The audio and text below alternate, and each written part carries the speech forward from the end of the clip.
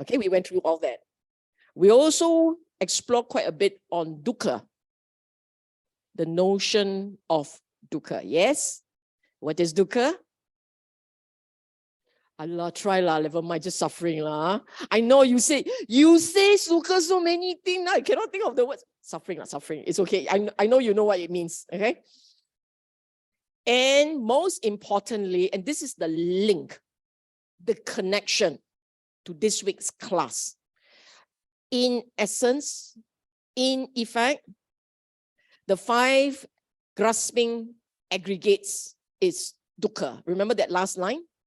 So that's why for the next 3 weeks, we're going to talk about the 5 grasping aggregates. Then you will say, straightforward more. We need 5 weeks, May. Last year we did it in 1 Saturday. And of course, we all died, but we were okay, right? We're all okay.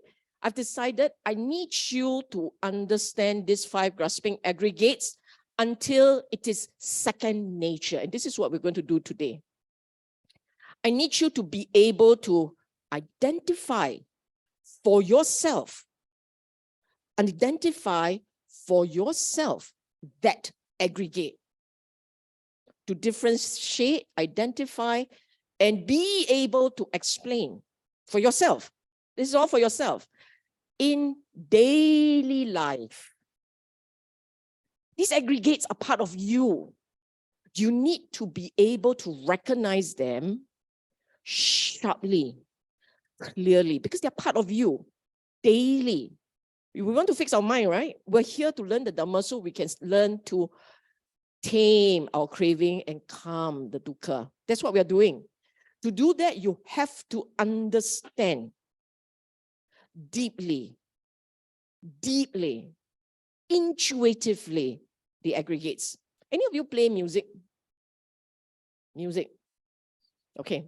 When you play music, when you start off, you learn with, okay, say piano, you need to make sure your hand-eye coordination is connected. Oh, okay, you're type, right? All of you type. Type. When you first learn typing, when you first learn how to type, you struggle to remember connect the letters to the fingers, right? Like 1, 1, 1, 1. I hope by now you are playing with 5 fingers. Okay, maybe not the thumb. Like and not like no more, right? How long did it take you to get there? A while. It takes a while. The same thing. I hope that you will begin to understand the aggregates like you know how to type without looking at the keyboard. It has to become intuitive, very much a part of you. And then you're good to go, okay? And there are several suttas. How many of you actually read your reading? A bit lah. Don't worry. Over time, you would love to read it, okay? It will happen. So I hope that in the course of today, you will pick up some suttas that we go along. I didn't specify which one. I hope you will pick up 1 or 2 of them and say, that's the one I like. This is a new 4D number I like. Okay, they're all 4Ds most times. Got 5Ds also lah. Okay, first activity of the day. Hey, today is so much fun. First activity. In your small group, for 7 minutes. I'm so reluctant to give you 10. I know 5 is not enough. So 7 minutes, okay? As fast as you can talk. Smaller group, better. I want you to just quickly gather to get around to a friend or a few friends, just a few of you, and you answer this question. What makes a person? And I say the hint, what makes you, you? So if you have to sit down and you describe to another, who am I? What would you say? Ken? Quickly discuss. I want you to jot down as much.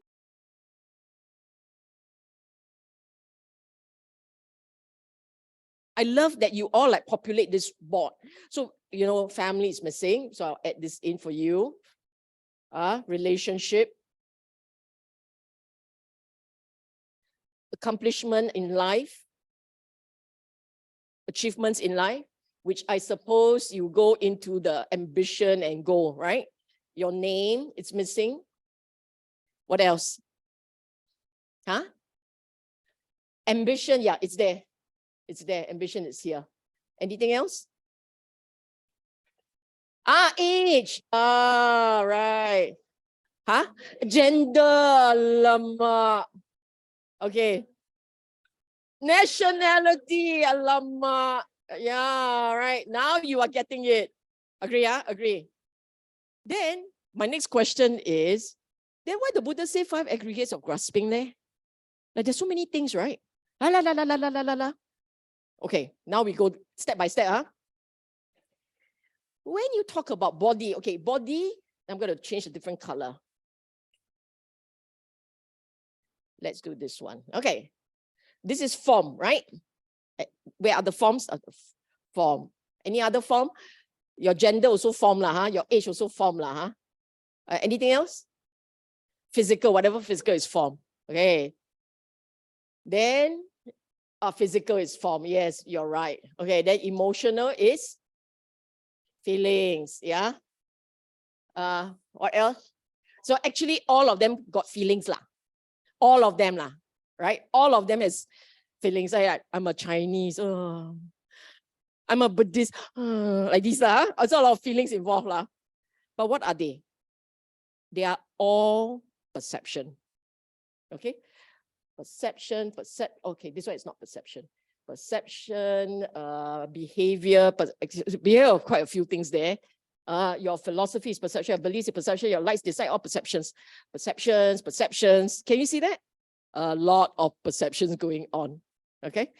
And then as you think about these things, they're all thoughts. All the thoughts, your dreams, your memories, all these, it proliferates. When they proliferate, they become thoughts construction.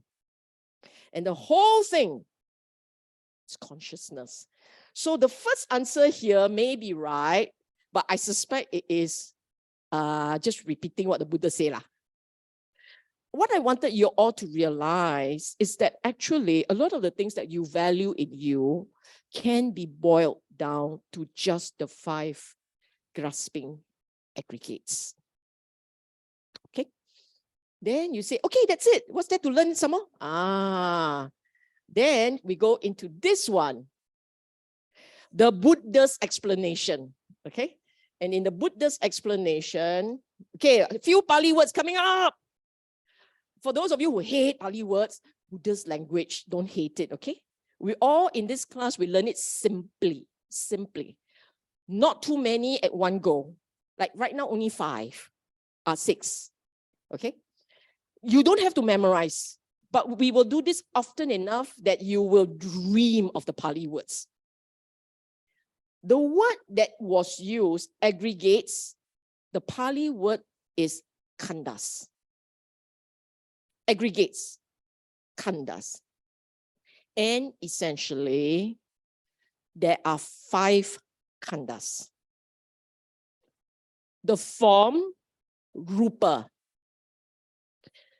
Feeling, vedana. Perception, sanya. Formation, thought formations or narratives, shankara. And consciousness, vijnana. Don't worry. Today, at Panchan, everything still use English. Okay? But the 3rd week, I will be using the Pali words because you'll recognize it happily already. And I want to explain a little. It's a combination of mental, physical, phenomenal that leads you to see the human, the individual. Okay? And I want to explain the word khandas. Khanda is not one thing. It's not one thing. It's one cluster. That's why it's an aggregate. It's a cluster. It's like a generic. It's a big term. An aggregate means a cluster, a clump, a lump of things together. And also means the tree trunk. Strong, firm, in your face. A khanda, a tree. Do you have to memorize this? No need. Today, right here, no need. I will guide you along. So today we are going to deal with just two of them. Form and feeling. Only two. And if you remember these two very well in the course of the coming week, everywhere you go, form, feeling, form, feeling. Hopefully by the end of this week, you're less attached to your form and you are able to manage feelings. Okay? The harder one is next week. Okay. You know the word, I keep calling it 5 grasping aggregates. I didn't say 5 aggregates. The Pali word, pancha is 5. Upadana is grasping. Khanda, aggregates. The Pali word that the Buddha used was pancha upadana khanda. 5 grasping aggregates. And the reason why it is called grasping is because these are the 5 formations within you that you identify with, you hold on to, you cling on to them. These are the 5 things. You cling on to them. There are many other things that's happening in your mind and body that you don't cling on to. Maybe not the body, but the mind. The mind has other parts, like balance, like contact, like focusing. All these are also part of the mental processes that you don't cling on to. You don't cling on to focus. You don't cling on to contact. It's when contact already feeling arises, you cling to that. The object that triggers that feeling, but not the point when an object touches your sense. At the point where it touched, you are not clinging on to that, right? You all know what I'm saying, Okay. Like I slap you. If I were to like smack you, you will register the pain because contact already. The pain and then the resentment. You will remember this because they trigger feelings. But the point where that thumb touches that skin, there is a contact, right? That contact itself, if let's say you have this condition that does not allow you to feel pain, physical pain, you're going to resent me? You may not, no? It's just like, some more. Harder. Do you see what I'm saying? It's the feeling that you reacted to, not the actual touch itself. Okay, I'm just saying that. The reason I'm saying that is because there are actually others that you are not aware of. But these 5, when the Buddha talks about craving, clinging, dukkha, it's about these 5. It's only these 5 that drives you up the wall, round the bend, make you suicidal or kill someone. These are the 5. You remember that? And they are the ones that are called 5 grasping aggregates. These are the 5. Okay? And in each of these, so these 2 sentences are very important. These are the only 5 things that you identify with, that you own. You identify with, you own, you hold dear to. These are the 5. And these are the 5 that we call I, mind, and self. Earlier on, I asked you to write down how would you identify a person? What is you? And all the things that you wrote down, all of them, can be boiled down to these 5. Which means to say, these are the 5 that you hold most dear. You want to fix craving problem, clinging problem, it has to start with understanding what are these 5. Okay? Almost lim kopi time, you'll be like, okay, almost, yeah, see, Almost. I know exactly where I let you lim kopi, okay? Look at what the Buddha said. This is such a beautiful thing. Ignore the dog. Buddha said, suppose a dog tied up on a leash was bound to a strong post or pillar. If it walks close to that post or pillar. If it stands close to that post or pillar. If it sits, if it lies down, it will do so close to that post or pillar. So too, bhikkhu. The uninstructed worldling regards form, feeling, perception, volitional formation, and consciousness. So rupa, vedana, sanya, sankara, vijnana, they regard those thus. This is mine, this I am, this is myself. If he walks close to them. If he stands close to them. If he sits close to them. If he lies down close to them. Do you understand this? Now, do you understand why I give you a lim kopi moment? Because some of you would like to sit back and reflect on this. Others cannot wait to go and release and relax. 5 minutes. Okay, it's going to be a heavy class today. Very heavy class. So I need you to relax. 5 minutes. 2:30 we start again. Slide 7. We have 32. Contextual, contextual. No more lim kopi moment, okay? Now we will start. We'll start with a fun quiz.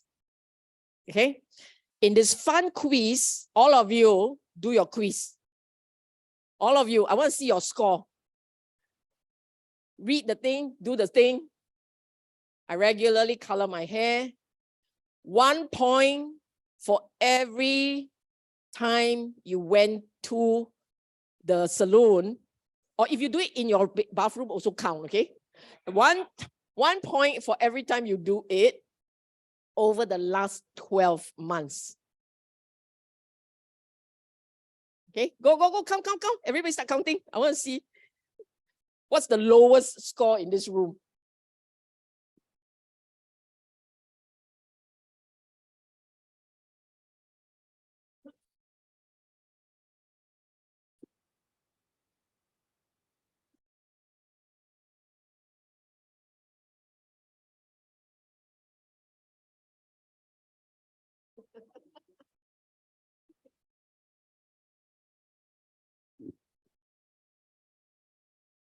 I'm looking for the one who say I got 0.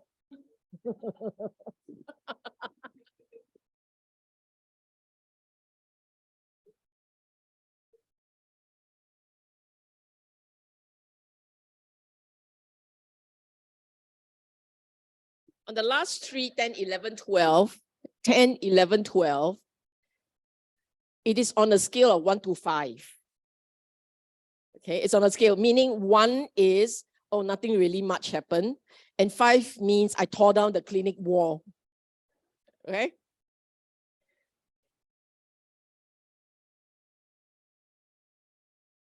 Five, I'm going to tear down the clinic wall. Okay, are we all done? Are we good? Everybody has a score? Everybody has a score? Okay. I want to make it more real for you. I'm not here looking for the lowest or the highest. I just want to make it more real for you. The reality is there is some attachment, right? The reality is, especially the photo one. Especially a photo one. You know, by the way, that's inspired by Bhante Ratanasara. Bhante Ratanasara was talking once at a public talk and I was there. And he said, we have no arahan here, something to that effect. But as long as you see a photo and you're looking for yourself, right? There is attachment. Then I remember that, oh, that's a very good one. That's so true. So I put that here. So I can guarantee at least you have one. All right. And this is basically to make it more real for you. It is your story. For you to become aware of how attached you are to the body. So the higher the score, the stronger is the attachment, essentially then. Okay, I'm going to flip, okay? Someone is taking a picture. I don't know why. You can create your own. Eh? Hey. What did the Buddha say about the form? And it's quite fascinating. It is really, really quite fascinating. So this is earth. This is water. This is fire, and my air is missing. Actually, I made a mistake, but it's okay. I will fix it the next class. My air is missing because the air is coming out next, which is wrong, but never mind. There should be 4, okay? The form is made up of, is according to the Buddha, earth, water, fire, and air. And what is the material form aggregate affected? So this is how he said, and what is the material form aggregate affected by clinging? So rupa, upadana kanda. It is the 4 great elements and material form derived from the 4 great elements. They are earth, water, fire, and air element. This comes from Majjhima Nikaya 28. Maha is great, hati, elephant, paduppama, footstep, okay? But in another sutta, this is not so important. So sometimes people will tell you, no, Buddha said 5 elements. And they say, no, Buddha said 4 elements. Because there were 2 sutta. There was another sutta, usually he said 4. But there was this one sutta where he mentioned the 5th one, and voila, my air is there, which is wrong. Okay, it should have been there, and this is space. But not important, okay? Now we go into the form, the actual earth. Listen to how he said it, please. Pay attention, because after this, we're going to do a meditation. What, friend, is the earth element? Maybe internal or external. The internal ones, whatever internally belonging to oneself, solid, solidified, and clung to.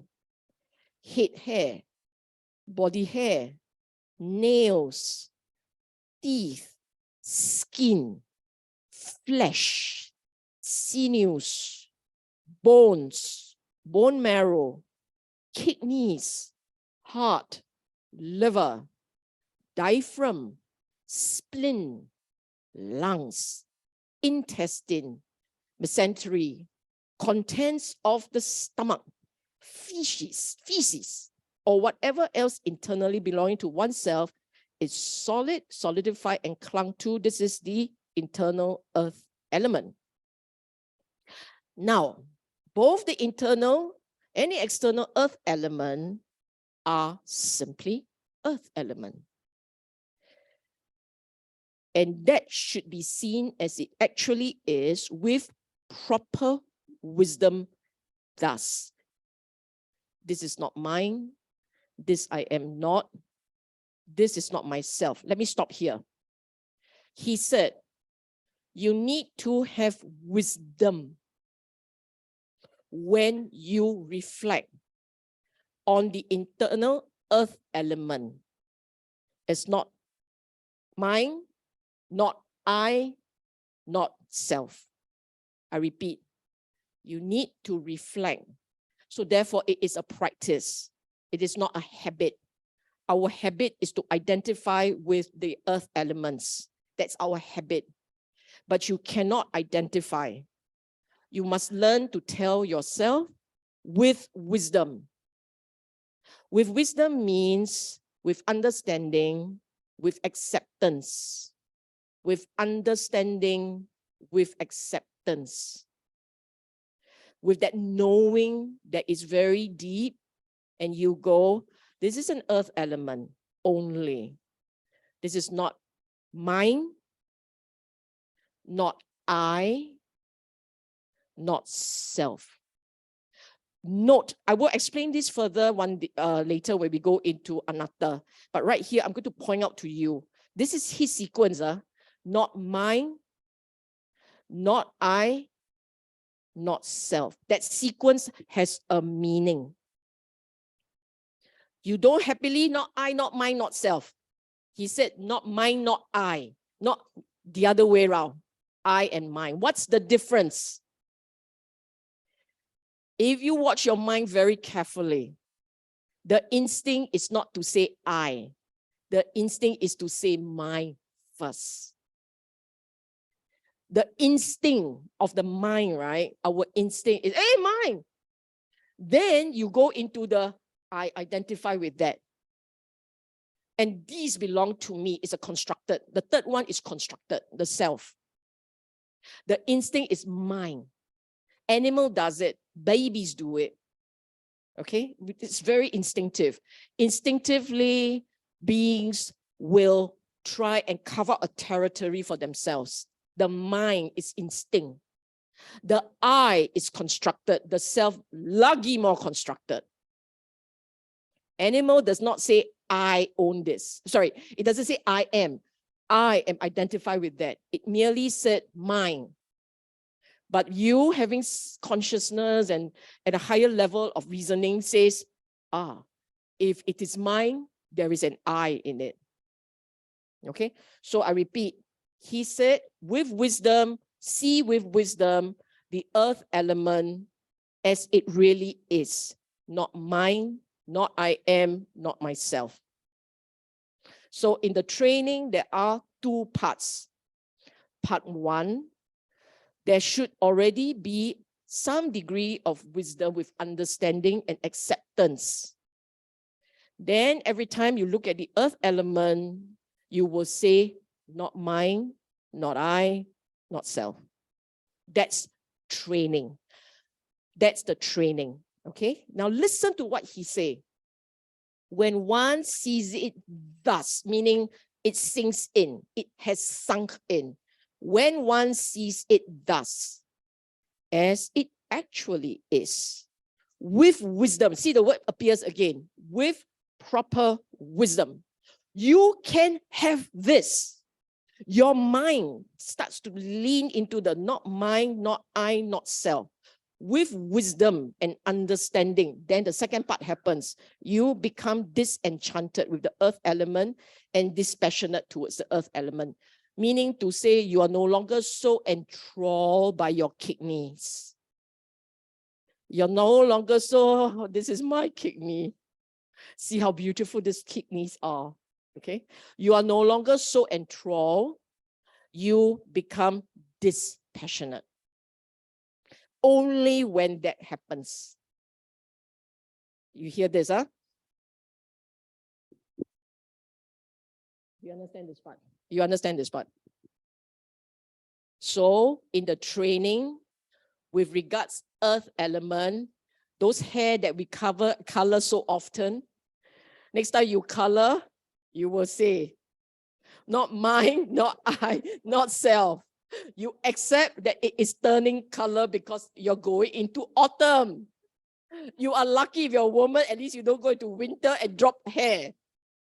Not everyone does, okay? And you can do that with some degree of clarity in your mind, with understanding and acceptance. You do that often enough, you become, with proper wisdom,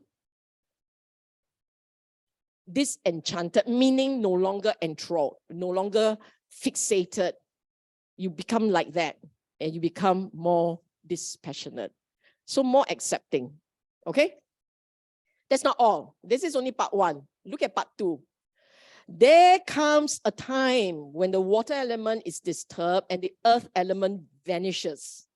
When even this external earth element, great as it is seen to be impermanent, subject to destruction, disappearance, and change. What of this body, which is clung to by craving and lust, but a while? In other words, the earth element that's out there, the mountains that you can see, the great earth that you walk on, even those will change. Even those will change. What more your body? That is the result of your body arises because of craving. It's craving that gave rise to the body. And it lasts but a while. So you must not, there can be no consideration. You must not see the form as mine, I am, myself. Huh? Doesn't matter. But the idea is there. The Pali word is really cute. I mean, this is as I copied, so I cut and paste one.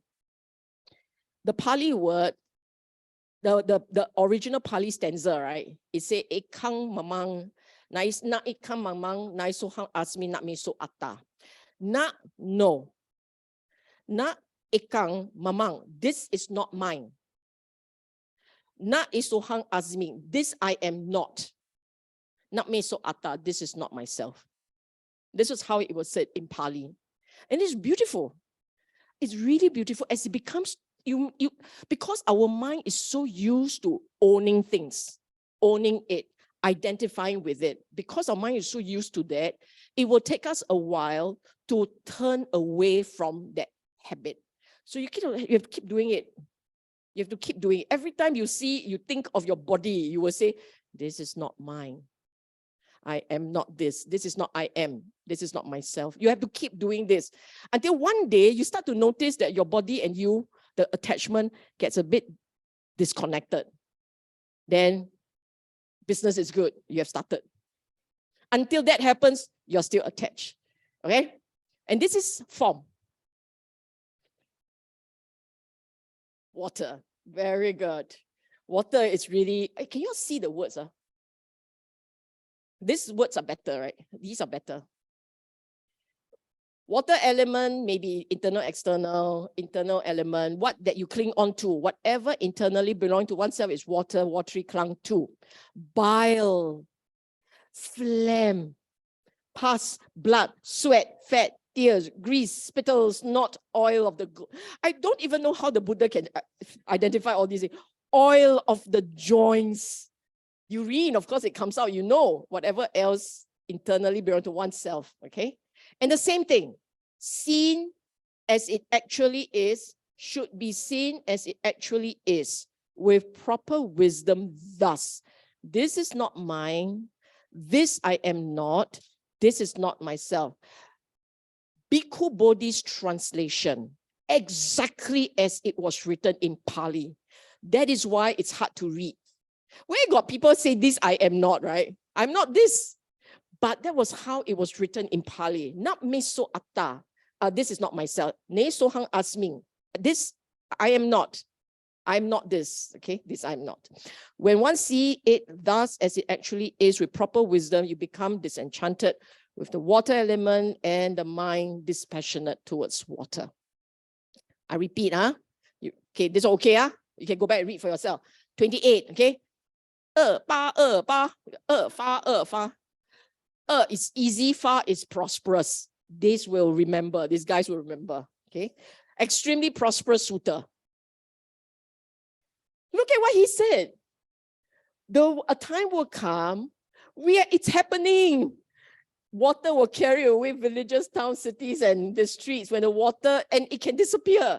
It can rise and it can disappear. Okay, that's all it says. And if this water out there that you can see, so magnificent, so great, can rise and disappear, what more your body? Okay, that's all it's saying.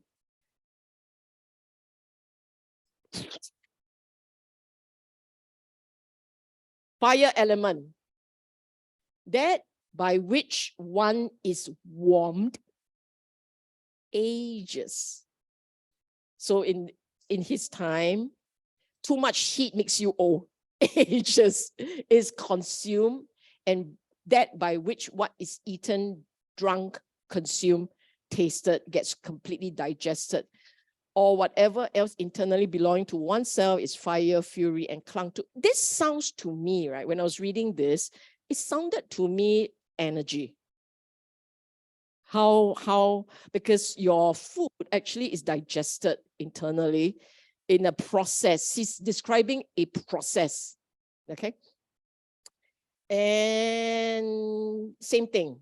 So the fire element, the process of life force, if you like, that process, be mindful, this is not mine, this is not I am, this is not myself. Same thing, same drill, okay? And then finally, air. And whatever internally, externally, air, airy, clung to, That is outgoing wind, downgoing wind, wind at the belly, wind in the bowel, wind that crosses through the limbs, in breath, out breath, whatever. They are all air. So as you are breathing, don't say, I'm breathing in. Just say, breathing in, breathing out. Okay? Simple, right? Some of you will say, Sister Sylvia, this is pretty fast. Yes, yes, it is pretty fast. This is the catch. Okay, all this easy to remember. All the four aggregates, or 5 if you like. But whatever it is, those are easy. Now, you know, for those of you who go for retreats and all, you know that there are the 32 parts that you must master, okay, you learn. Or there is the decomposition process that the Buddha sometime in his time, in ancient, the ancient time is very easily done because bodies are everywhere. So all they need to do is go to the carnal ground, the ones that are not burnt, they just sit down there and they wait, oh, fresh one. They can see the different stages of decomposition. That's why they can do it. And I suspect that's why they know the anatomy so well. I suspect, okay? But whatever it is, these guys were taught this. Learn to manage attachment of the body. You see, we are all attached to the bodies. You learn to manage attachments by focusing on that part of the body that is repulsive. We love to look at food. Nobody in this class, I'm sure, love to look at output. Right? We all like, hey, look at picture of my food. Who goes around and look at picture of my... Right? Input, we love it. Output, yeah. Why you like this? It will be like that, right? And it's the same. We look at each other's skin and go, oh, your skin's so nice. We don't look at organs, right? I mean, like, show me your tongue. Then the tongue comes out, you put it back in, put it back in. I don't particularly want to see what comes in from outside. I mean, from inside, right? So that's very cute. What you need to do, what it is required in the practice is balance. Balance, so that you learn to become dispassionate to the body. We love looking at hair and skin. We just don't like it in our food. That same hair that you were so in love with, now drop into your food. You ain't going to be very interested, right? Right? Huh? It's the same thing. I mean, look, it's the same. You love the skin until it flakes all over the floor. Then, hello, Dyson, please. Why don't you vacuum it off your skin? But no. Up here, I'm fine. So the practice, part 1, when you're looking at 32 parts, it is to practice balance. Okay, that's part 1. Part 2, this is the second type. These are all the trainings on the body. I know you guys know that, but you just didn't connect the dots maybe. The second set is about dying, the process of growing old. So you remember there is this reminder, the 5 daily reminder. I will grow old. I am not beyond growing old. I will grow sick. I am not beyond growing sick. I will grow dying. I will die. I am not beyond dying, and so on. Being separated from loved ones and heir to your karma. Which means to say, in that memory, right, in that reflection, to sum it up, it is like this. We will grow sick, grow old, we will die, and be separated from people we love.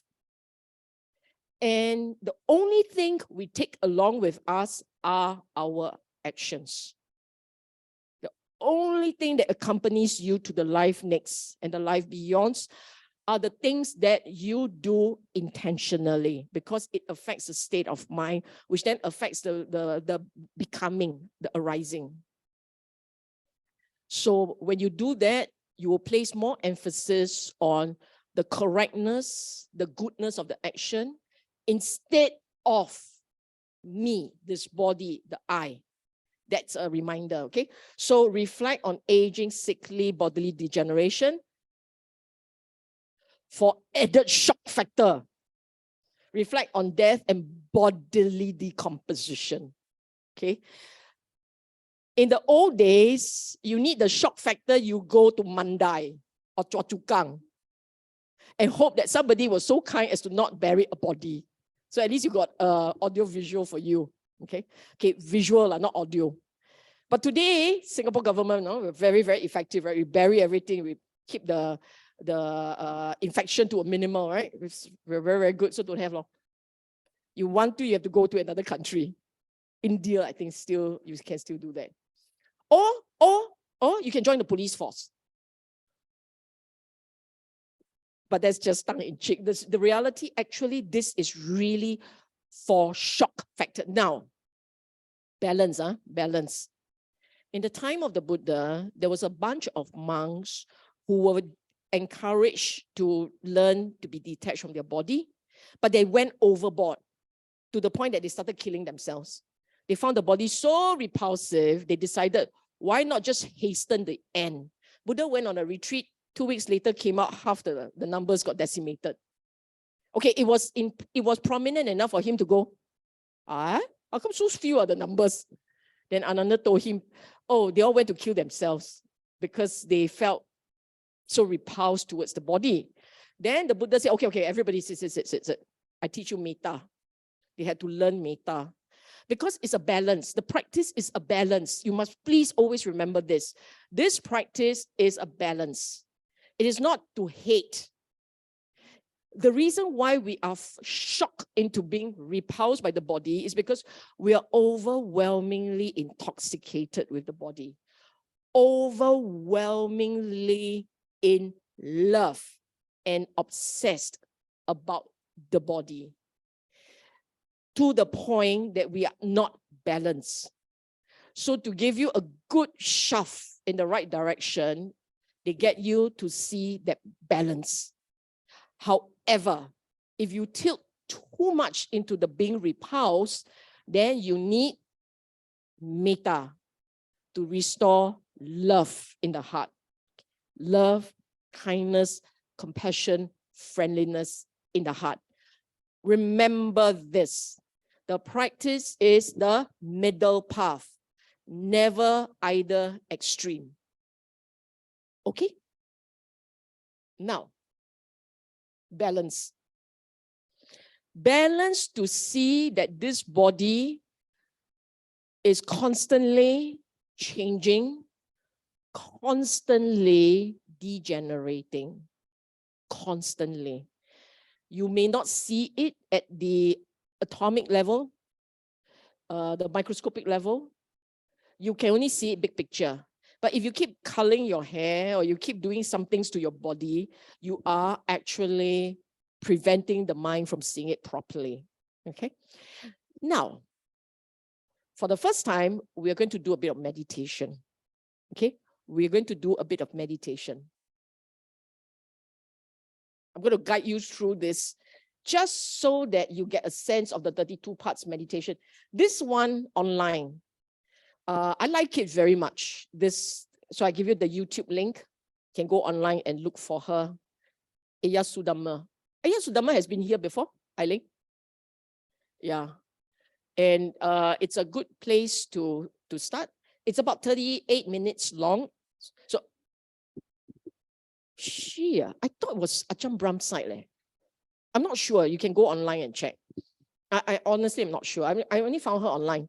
Now, you are not going to do a 38 minutes meditation. But what I want to do with you is this. We're going to turn off the lights, okay? We're going to have a run. We have one run in the Rupa meditation with the 32 parts. And I'm going to say it. I'm going to walk you through, and I need you to follow. Okay, we switch off the lights. First, I must find my 32 parts. Why? Why are you all so happy with 32 parts? So some people will tell you it's 31 part, it's 31 part. And someone will say, no, it's 32 part, plus the brain is 32 parts. Who cares? You get to 30, you're very tired. Okay.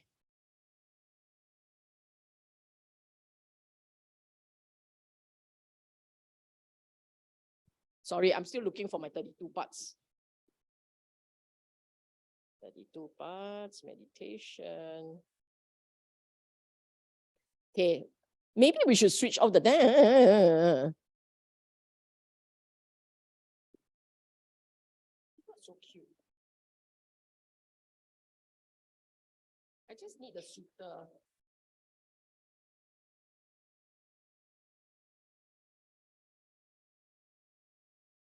You know, there are entire notes written on 32 parts. I don't need that.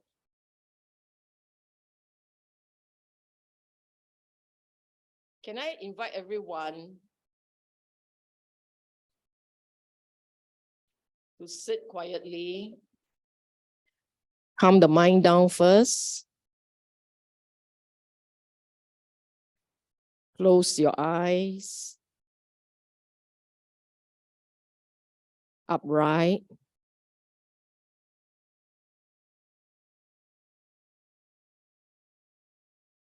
Sit upright first.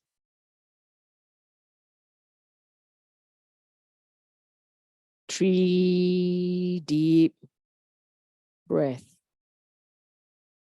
Deep in.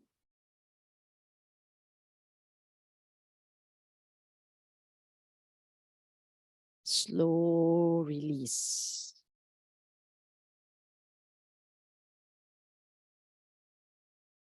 Deep in again.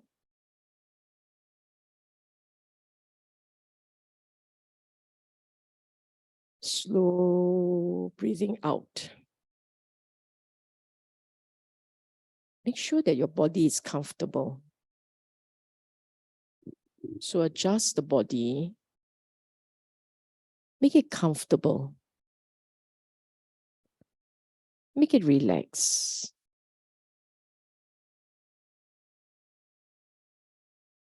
Feel relaxed first.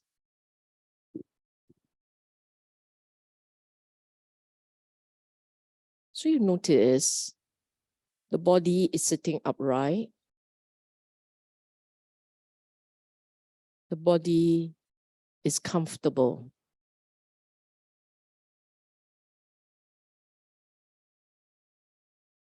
The body is upright. It's comfortable. It is strong. It is relaxed. The entire trunk of the body is the earth element. So as the earth element, firm, solid, heavy, like the earth.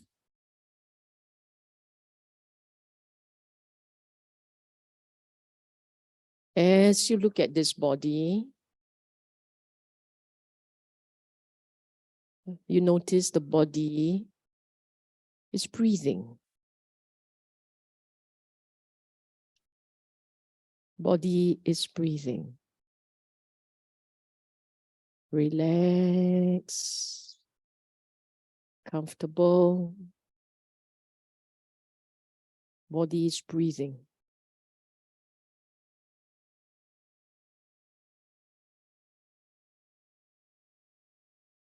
Now the mind is more quiet.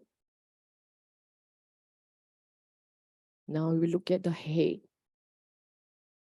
Hair on the head.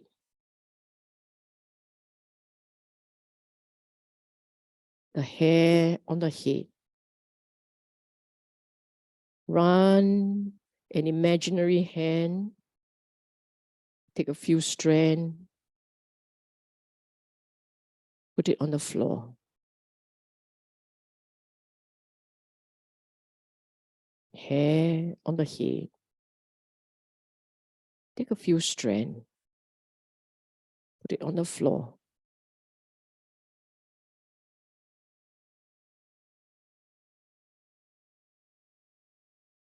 We go to the body hair. Hair throughout the body. Take a few strands wherever, see them fall on the floor. Fall on the floor.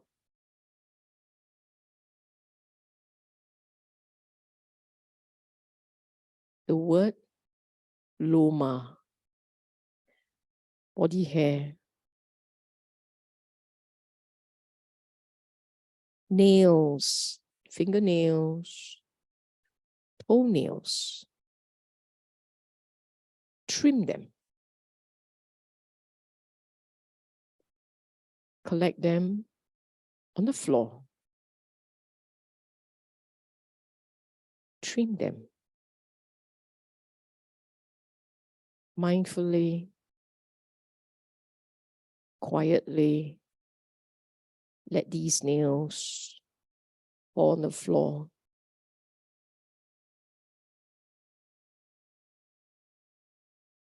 Teeth. The teeth. Now in the mouth. Look at them.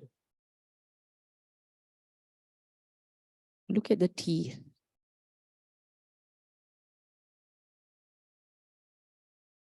Let the teeth fall to the floor.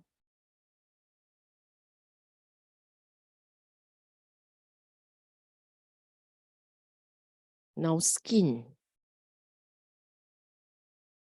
The skin.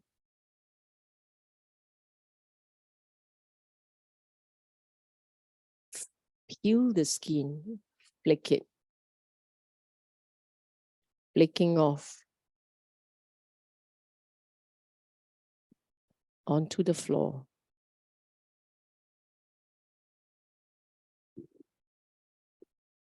Flaking skins on the floor. Flesh. Body flesh. The flesh of the face. Flesh. Falling off. Peeling off. Resting as a pile on the floor. Tendons. Holding the joints together. String it out. Pull it out. Onto the floor.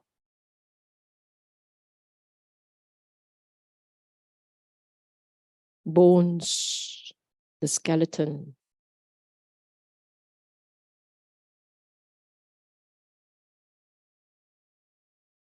Dismantle them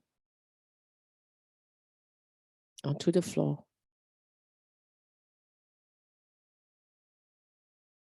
Within the bone marrow. Knock it out onto the floor.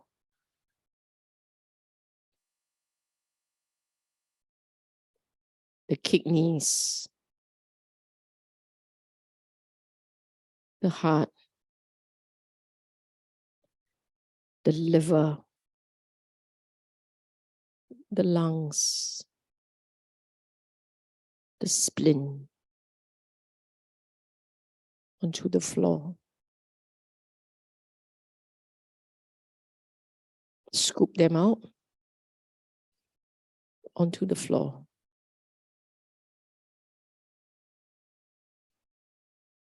The large intestines, as many miles. the small intestines. Pull them all out. The undigested food held within onto the floor.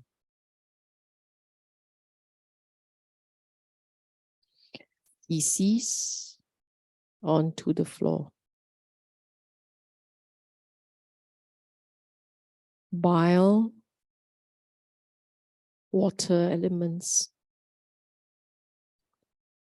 phlegm, water element, pus, blood, sweat, tears, saliva, mucus, all over the floor. Fluid in the joint and the urine.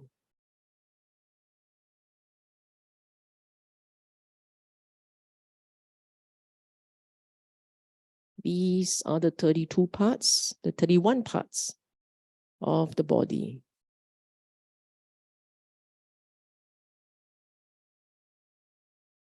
Sit for a few minutes. Contemplate that this body is made up no more by these 32, 31 parts. The body can be seen in parts.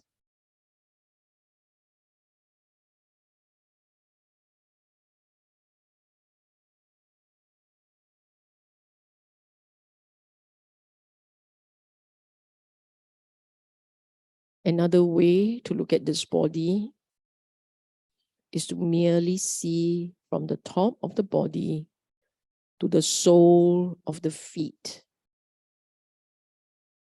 Focus on the sole. Focus on the skin that is in contact with soiled floor.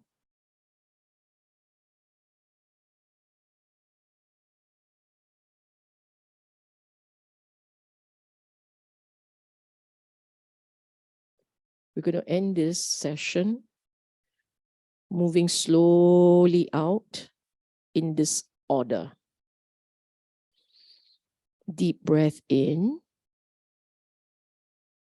Fill the lungs with air. Slowly release. 3 times. Deep in. Slow release. Deep in. Slow release. Slowly, you wriggle your fingers. Stretch the little fingers. Stretch your back. Stretch the neck mindfully. And when you are ready, you can open your eyes.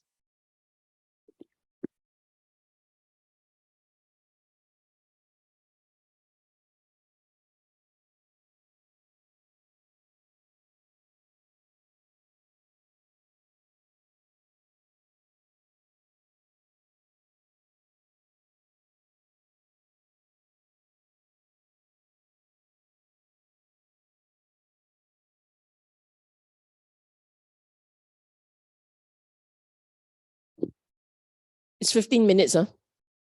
You all set for 15 minutes. How was the session? You're very relaxed. Even with my voice, you fall asleep. Ah, yeah. Any of you managed to stay awake? Not quite as like robust joy, right? It's like so sad, so depressing, like cutting up my body parts. I feel like a serial killer, laying them all on the table, the chair, and the floor, etc., etc. You can imagine you're doing this on your own. After 10 rounds, you may go and kill yourself. So you must always balance, okay? Balance, balance. The idea here is really for you to have this experience that your body parts within, they are just parts. So you don't get so attached. Nobody gets attached to kidney unless it's not well. Or you get attached to what? Spleen. I don't even know where the spleen is. Something like that, huh? Oh, it's okay. I know. Which is the reason why I never teach 32 parts or 31 parts. The 32 is the brain. So usually it's 31 parts. Okay, now, okay, do this on your own. Now you can have la kopi. Okay, take a break. Give you 10 minutes. You need a break from this. You can discuss with each other if you want to. I'll just let you take a break. Is to see this body not as the collective whole that you are used to. When you see the body as a collective whole, you will be attached to it. You see it in body parts. Hopefully, you're not so attached. That's the intent. So if you sit there and you tell me, after I took them all out, right, it was hard to feel me. Perfect. This was a perfect session for you. It's hard to feel me again. If you took everything out and you say, I'm there, right? I'm there, all this me, then it's not quite right. Something's off. We have to go back to the drawing board again. Okay. Any of you felt really repulsed? Nobody? A bit, huh? Good. You're getting into the feel of the sutta. You're supposed to feel a bit repulsed. You're supposed to. You're supposed to see the parts and go, ugh. You were going to ask a question?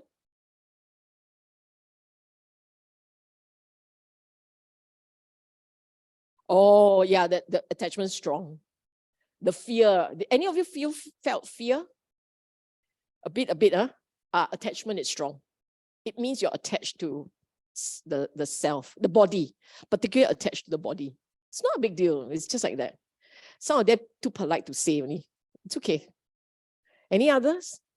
Some because they can't get into the rhythm. This is not an easy sutta, okay? This is not an easy meditation. Why do you think they teach monks? They have to get the monks to get it. This was not taught to lay people in Buddha's time. Any other question? Yes. Okay. I don't have to. You will come back naturally. Because our mind is wired to be attached. So you just let it be for a while. Just wait for 5-10 minutes, you're back to normal. Yeah, you don't even have to worry about, do I have to put it back? What if I put it in the wrong order, right? But it's my intestines here and my lungs there. What's going to happen? Don't worry. This system, this car, very good one. They know how to put everything back by itself. Even if you leave it lying around and lost one part, right? Don't worry. It will know how to find it and plug it back. All right? Are we all back? Sir, I had a question. Yes. So remember just now when you were introducing this teaching during Buddha's time, there were some monks that took it too far and then committed suicide. So I was curious about this because last week you mentioned that I think both clinging to the self and like hating the self or like not clinging to the self. I can't remember the actual terms. Yes. Like both of these are a form of attachment to the self. So I was wondering if yes, that. So I was wondering if, in practicing this, right, if we become too detached from ourselves, or rather, I mean, it's like a form of consciousness of the self that is a bit different from like usually when you're clinging to it, but wanting to discard it also, or like consciously throwing away, isn't that also a form of attachment? Because you're becoming very conscious, like when you say like, the sole of your feet, I was like, okay, I hear you. I hear you. So remember what I keep saying, the balance. Because we are right now so attached, you need to see the body as it really is. We are not inventing new things. You are seeing the body as it is. The reality of the body is that the bulk of the body is not appealing. A very small part of the body is what is appealing. So how deluded are we? You see the word moha, right? Moha, ignorance, delusion, the word moha actually means this. A huge chunk of what's unpleasant, repulsive, we see as attractive and appealing. So this practice is trying to get the mind to see reality as it really is. That the body, inside the body, which forms 99% of the body, none of the thing inside there is that appealing. Yet, that one bit, the tip, literal tip of the iceberg is the one that fascinates us all. So in this practice, if you want to see reality as it is, see it as it is. That's step one. See the body as it is. Step one. Now that you see the body as it is, how are you repulsed, which many people are? Then that's not good. You don't want repulse. You only want to repulse it so that you can see it as it is. Then you want to ease it back into middle path, which is balance. Neither repulse nor enthralled. That's what we are gunning for. We are gunning for not pushing away, but neither are we completely clinging on to. You get to a state where the mind is balanced in that way, you're no longer that affected.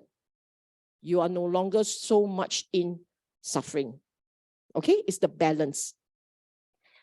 Can we, okay? Because I think it will turn warmer.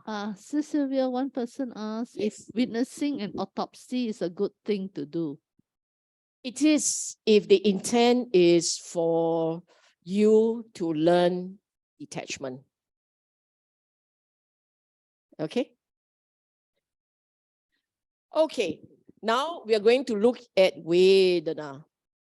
Now, I introduce Pali words because sometimes the meaning, it's only in the Pali words. It is not, when you use the English word carries its own baggage.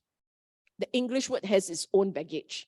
And when we are just using English words, you don't quite get it. Okay? Are we at some point fixing this? Sorry? Oh, okay. We just let Sung Kiat know that we appreciate his humor. Okay, this part is very important because we are all driven around by feelings quite extensively. When I'm done with you today, you all go home very subdued. Okay? There are two ways in the sutta, right? In the sutta, there are two ways in which feelings are explained. Vedana is explained. I hear you. I hear you. There are two ways Vedana is explained. One, the sensation that comes from contact. This one is important. So when you look at feeling, do understand this. Whenever there is a contact, there is a sensation. That contact has a sensation. Okay? It's a physical sensation. It can be a mental sensation, but there's a sensation. What is feeling? 6 classes of feeling. Feeling born of eye contact, feeling born of ear contact, feeling born of nose contact, feeling born of tongue contact, feeling born of body contact, feeling born of mind contact. This is feeling. With the arising of contact, there is the arising of feeling. That's all. Contact, sensation. Contact, sensation. Okay, that's why 6 classes of feeling. That's one definition. Then you say, okay, how come got another one? How the sensation are felt. Are felt. Why do you call it feeling? It feels. It is felt. And what does it feel? Pleasure, pain, neither pain nor pleasure. So a taste. The contact results in a taste. That contact has a sensation. The sensation has a taste. Both sides, feeling. Vedana. No magic here, right? Right now, easy to understand, no magic. Okay, next comes the magic. I need you to pay very close attention to this sutta.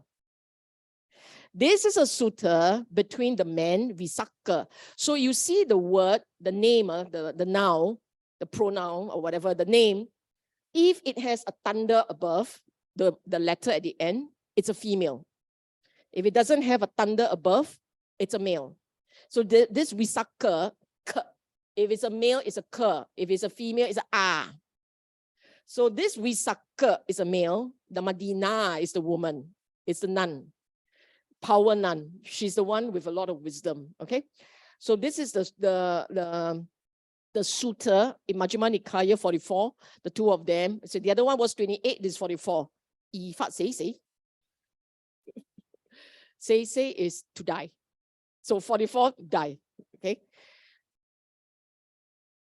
Ma'am, how many feelings are there?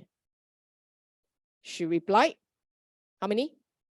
Oh, very good. You also know the answer. 3 feelings. Pleasant, painful, neutral. Ma'am, what are these 3 feelings? There you go. What kind of a question is that? Deserve, very complex.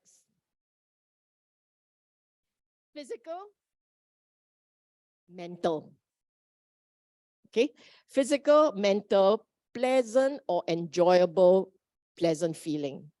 Physical or mental, felt, painful, unpleasant, painful feeling. Anything felt physically, mentally as neither pleasurable nor painful, neutral feeling. So this part, easy, everybody pass. Okay? There are 3 slides of this. Don't be too quick. What is pleasant? What is painful in each of these 3? Then you say, what a strange question.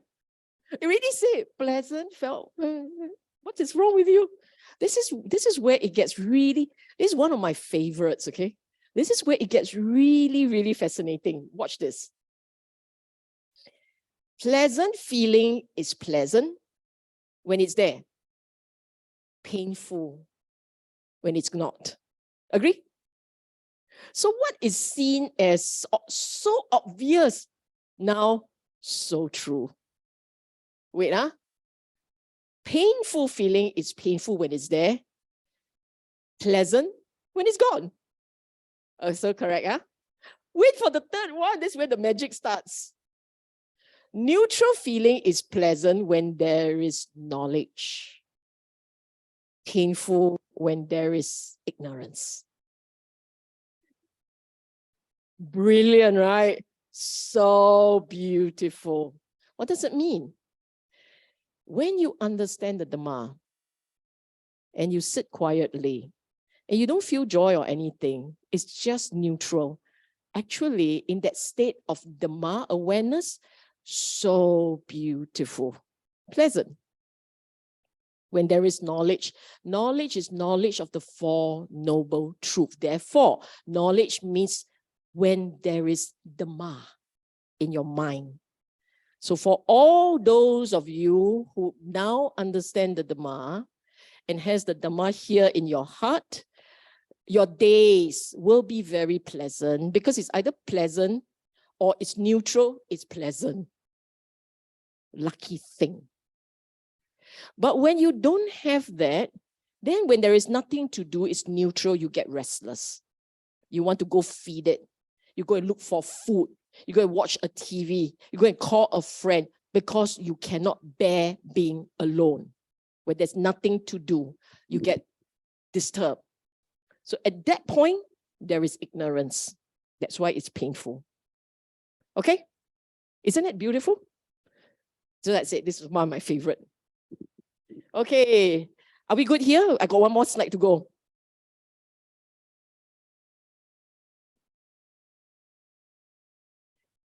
This is when we go a little bit deeper into feelings. A little bit deeper. And he is, and she, okay, Dhammadina is one of the Buddha's top female nuns. Her position is equal to Sariputta, I think. It's like foremost of those with wisdom and all. So what she teaches, Buddha approve. Okay, don't just say, oh, it's not Buddha approved. It's all approved text.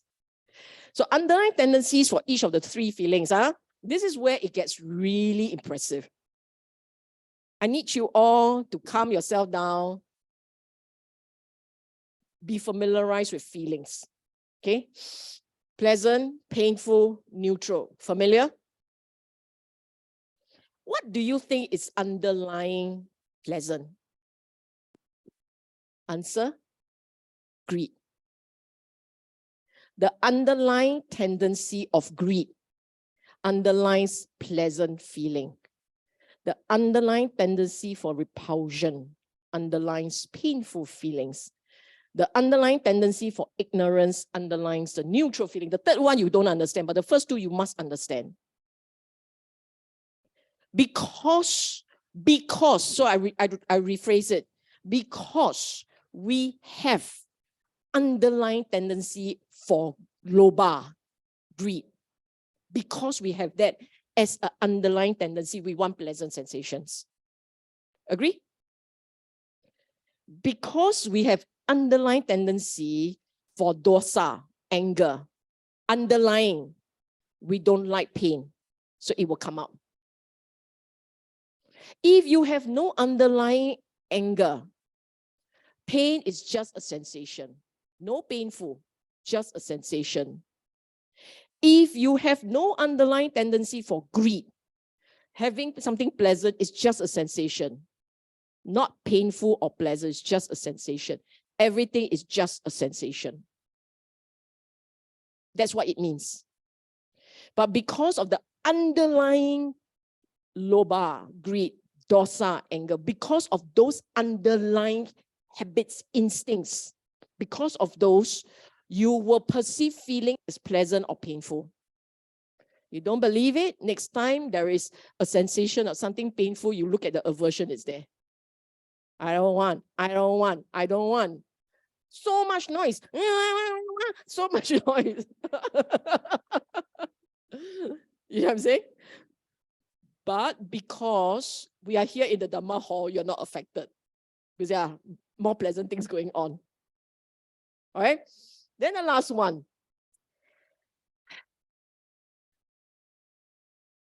I think, I'm not sure how to explain this one. Why I think it's because, you see, neutral is just neutral. Neither painful nor neither pleasant nor painful.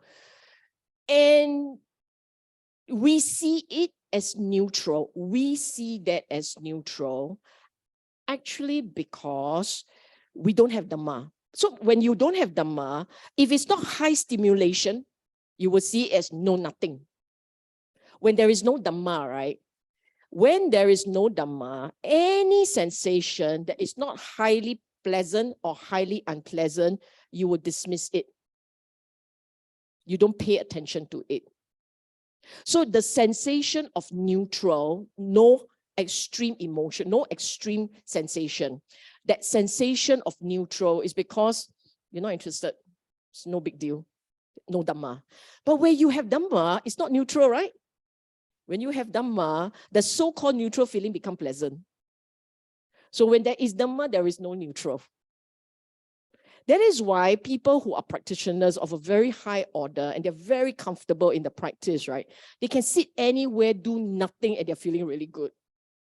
The monks just sit there quietly and smile at the air. Then you're like, what's he smiling? It must be some dewa somewhere. No, he's just smiling at the air. Because as far as it's concerned, it is pleasant. This is just like that. It's just like that. You understand? I'm thinking it's like this. Seems to make sense. One more line.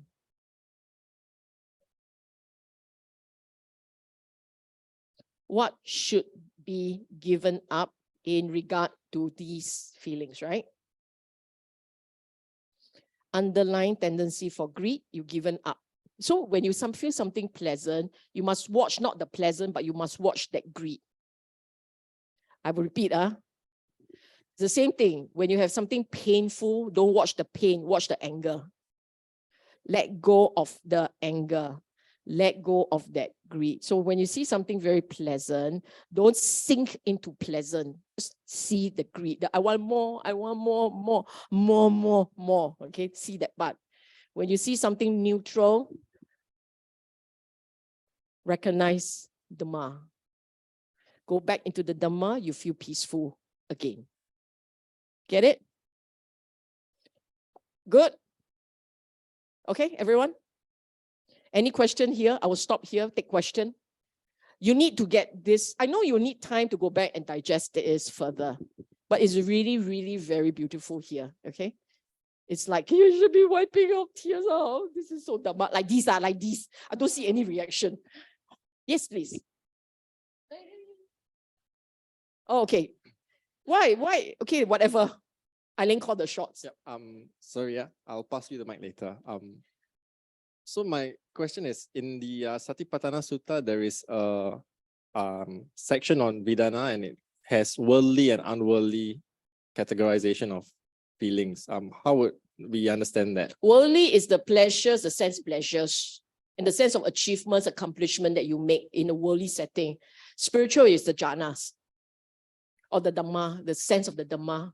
Yeah. Okay, thanks. Okay. Oh, he's going to give you the mic. She wants to record everything. Yeah. Okay, the part that I don't quite understand, when we feel pleasant feelings, that's the underlying feeling is greed. So is it not right to feel pleasant? It's not right or wrong. You must recognize that the underlying feeling is greed. So when you feel something as pleasant, you know that there is still lobha inside.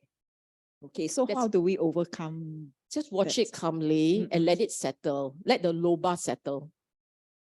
So pleasant is just pleasant. Just watch the lobha. If you watch that lobha, right, you watch that greed, right, it will fade away. Then suddenly pleasant become neutral. Have you all noticed it? Yes? Yes? No. Okay. Now I repeat. If let's say you feel a pleasant sensation and you watch that pleasant sensation and you know that this pleasant sensation underpinning it is greed, right? You just watch it. You watch it objectively, that pleasantness will fade away. It becomes neutral. Then okay, so you go for a retreat, right? Oh, my favorite food. Then you watch it carefully, you put it into your mouth. Nothing. Your favorite food has no taste. Thank Very you. good. You get it, right? For those of you who have gone for retreats, you know exactly what I mean. Yes. Sister, supposing you are on holiday, you Yes. enjoy yourself, Yes. all the sights. Yes. What is the greed there? You enjoy the slide. Yeah, Oh, so nice. Oh, this is so nice. It's greed, what? But so how do you do you mean say, Oh, so nice. Watch the greed. Oh, so nice. Watch the greed. Suddenly, it's like that, lor. It's okay. Hey, can you stop beating yourself up? You go around with like a stepmother carrying a whip, right? Enjoy piak yourself. Enjoy piak. Don't do that. Self-mortification, right? The Buddha is not saying this is wrong. You're lay people. Why do you think I don't teach this last term? Now you understand, right? I can only teach people who want to learn. Why am I teaching you that Buddhism says having pleasant sensation is greed? Then you're like, I don't want to be a Buddhist anymore. Let's go be something else. It's just the way things are, okay? And you get to learn and you get to know and you then understand moderation, moderation, moderation. Don't get yourself so caught up in the joy of the moment that you forget joy will end and it becomes painful. Moderation, okay? Okay, yes. Make him run. Oh, right. Just wait, he got there, then someone asked from here, okay? You come back here. Sorry, then if we let go, everything, life is damn dull, right? That's your imagination, ma. You forgot that the ones who knows the Dhamma, life is always pleasant. When you really know the Dhamma, there is no neutral, there's only pleasant. Like she says, when you go for holiday, then we feel So you guilty. see, When we have normal the pleasure, person, feels guilty. normal person goes for extreme in pleasure. The practitioner accepts what is there and feel the joy of the moment.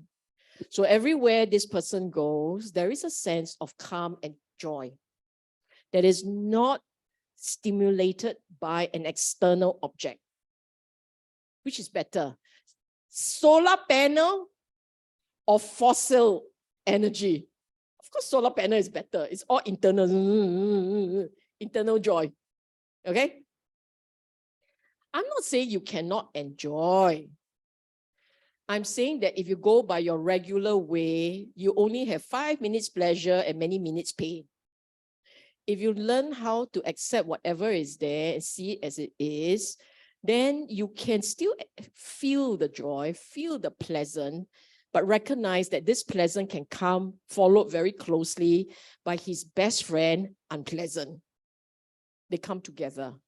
But when you learn to accept things in moderation and do not get carried away by the enjoyment of the moment, then there is a deeper sense of peace. That moderation yields a deeper sense of peace. That is not the result of the joy out, the pleasant play out there.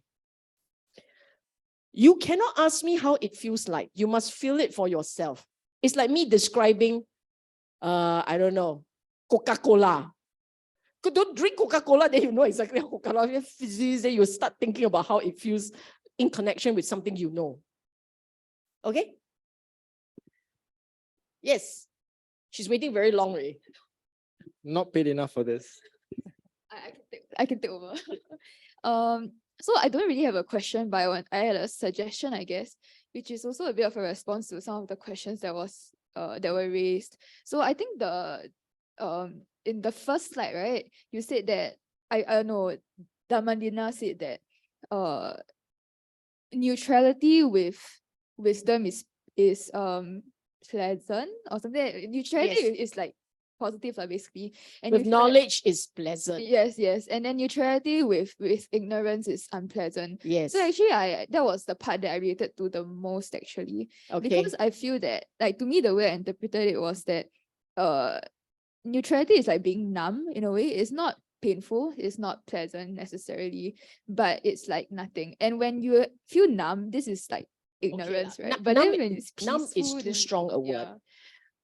People who brush teeth, wash floor, clean table, wash car, etc., it's just a way of life. When you're doing this, without a certain level of quiet and peace in the heart, the whole experience of cleaning, house cleaning, all painful. It's just neutral because it's so boring. It's painful. But if you see, okay, imagine mindfully. Can you see that? With mindfully clean, mindfully. What happens? Pleasant. Because there's acceptance, there is a quiet, there is just a motion. It's actually very pleasant. Okay? We have to keep moving. Who's going to ask a question? Any more question? Last one, no more question. Otherwise, you're going home at 5:30. Sorry, a dumb question. Because you mentioned about underlying tendency to greed should be given up. underlying tendency to repulsion should be given out. So it gives me a sense of, is there some tendency to greed that we should give up? We all come equipped with underlying tendency. It's called anusaya, underlying tendencies. This is only the tip of the Dhamma iceberg that we are learning here. And you must understand, you are looking at progression. When you set out in this journey, when we all set out in this journey, we come from a very worldling perspective. And the worldling has its own ways of calming himself, finding pleasure in life. Us worldling have our way of finding pleasures in life. And we find pleasures from activities. When the activities are over, we remember those activities, we replay them in our head to create a softer version, a slighter version of the pleasure. Those are mental, right? You go and eat at some lovely restaurants, you go and travel to some wonderful places. These are finding pleasure from outside.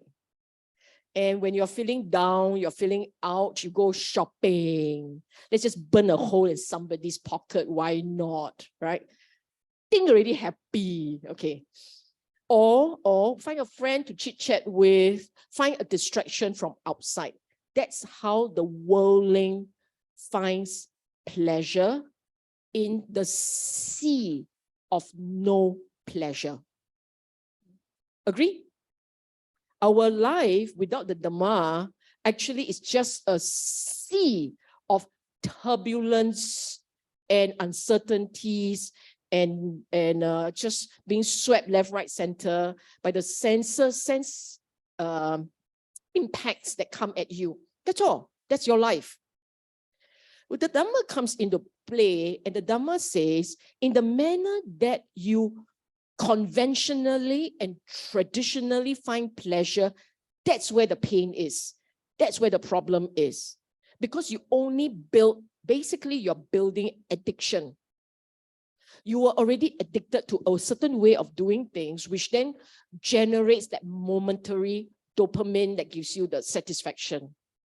And you only know of one way to do it, which is really the addictive way. So the Buddha says, by the Dhamma, you have to do it by a different way.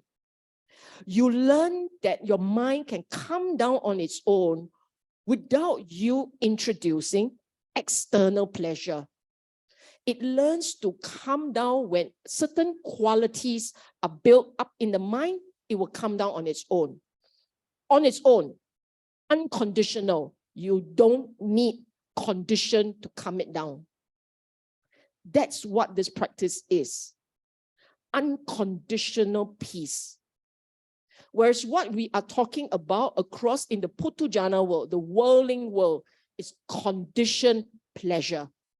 And conditioned pleasure all comes to an end. Unconditioned pleasure starts as a baseline. There is no end. It's just a baseline. That's why we're in the Dhamma. You're in the Dhamma only because we believe it is possible for the mind to be unconditionally happy and peaceful. Then you say, but must be that way. Then you have no faith. That's where the saddha is missing, because my method, what you are saying, the way that I'm familiar with, that's the one I know, that's the one I go back to. Whereas the Buddha says, no, that's the way that gives more pain. That's the way you need to learn how to moderate. For a start, moderate. Then as you see the effects, you start to let go. And only the monks at the deepest level, the highest level of practice, will be able to let it go completely. Those are the arahants. Okay? Okay. Must ask. You decided for everyone is the last question. But yes, please. Okay, we've talked about the greed and also the, what's that, repulsion, right? How about this tendency for ignorance that underlies the neutral feeling? That one is the Four Noble Truths. how do we sort of When the look Four at- Noble Truth has sunk in to the system and becomes part of your sanya, which is next week, only when the Four Noble Truths as a principle, as at the whole thing as a body, it's a pill that must be taken one whole, not a pill that is in 4 parts. When that Four Noble Truths as a governing principle becomes part of your operating principle in life, then you're done. That's where the Dharma comes alive. How does it happen? You know the Four Noble Truths, right? You're going to make this until it's second nature to you. Second nature. As second nature as my name is whatever. It must become like that. Then it has come alive. In the following weeks coming forth, there'll be other weeks we're going to the lessons. You will understand what I mean. Today is just knowledge. Hopefully in 3 weeks' time, it is the eureka moment starts. Okay, let's hope. It's a reflection break. But you ask so many questions, got no time for reflection break. Moving on. No choice. I got a time. I only got 1 hour to finish the rest of the slides, which is, let me see how many more. Oh, not so many. 7 more. Okay. Earlier on, okay, huh? Everyone's okay? Sorry, no reflection break. The problem with Vedana. So now I'm using the Pali word. The problem with Vedana is it's overwhelming. Okay, You must recognize yourself here. It's coming up. This is where you go, me, like that, okay? Actually, both the whirling and an Arya practitioner, a noble practitioner, they experience all 3 types of sensations. Pleasant, unpleasant, neutral, okay? But the difference is how they look at it and how they respond to it. And see what the Buddha says. These are all the Buddha's words. When the uninstructed worldling aputujana is being contacted by a painful feeling, he sorrows, he grieves, he laments. Okay, sorrow is he feels sad. Grief is feel sad already, not enough, feel more sad.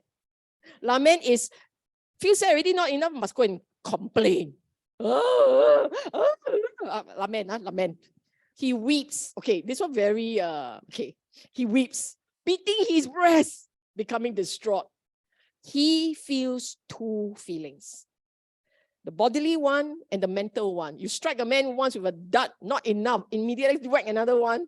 Do that. Overwhelming. Okay? Basically, what it means is, whether it's physical or mental, mental comes in, pong. Mental, he get angry, he thinks about it, he laments, he regrets, he complains. So one was that contact, the second one is created. Agree? Recognize yourself? Yo, man. Buddha is very June, okay? It's called the dot.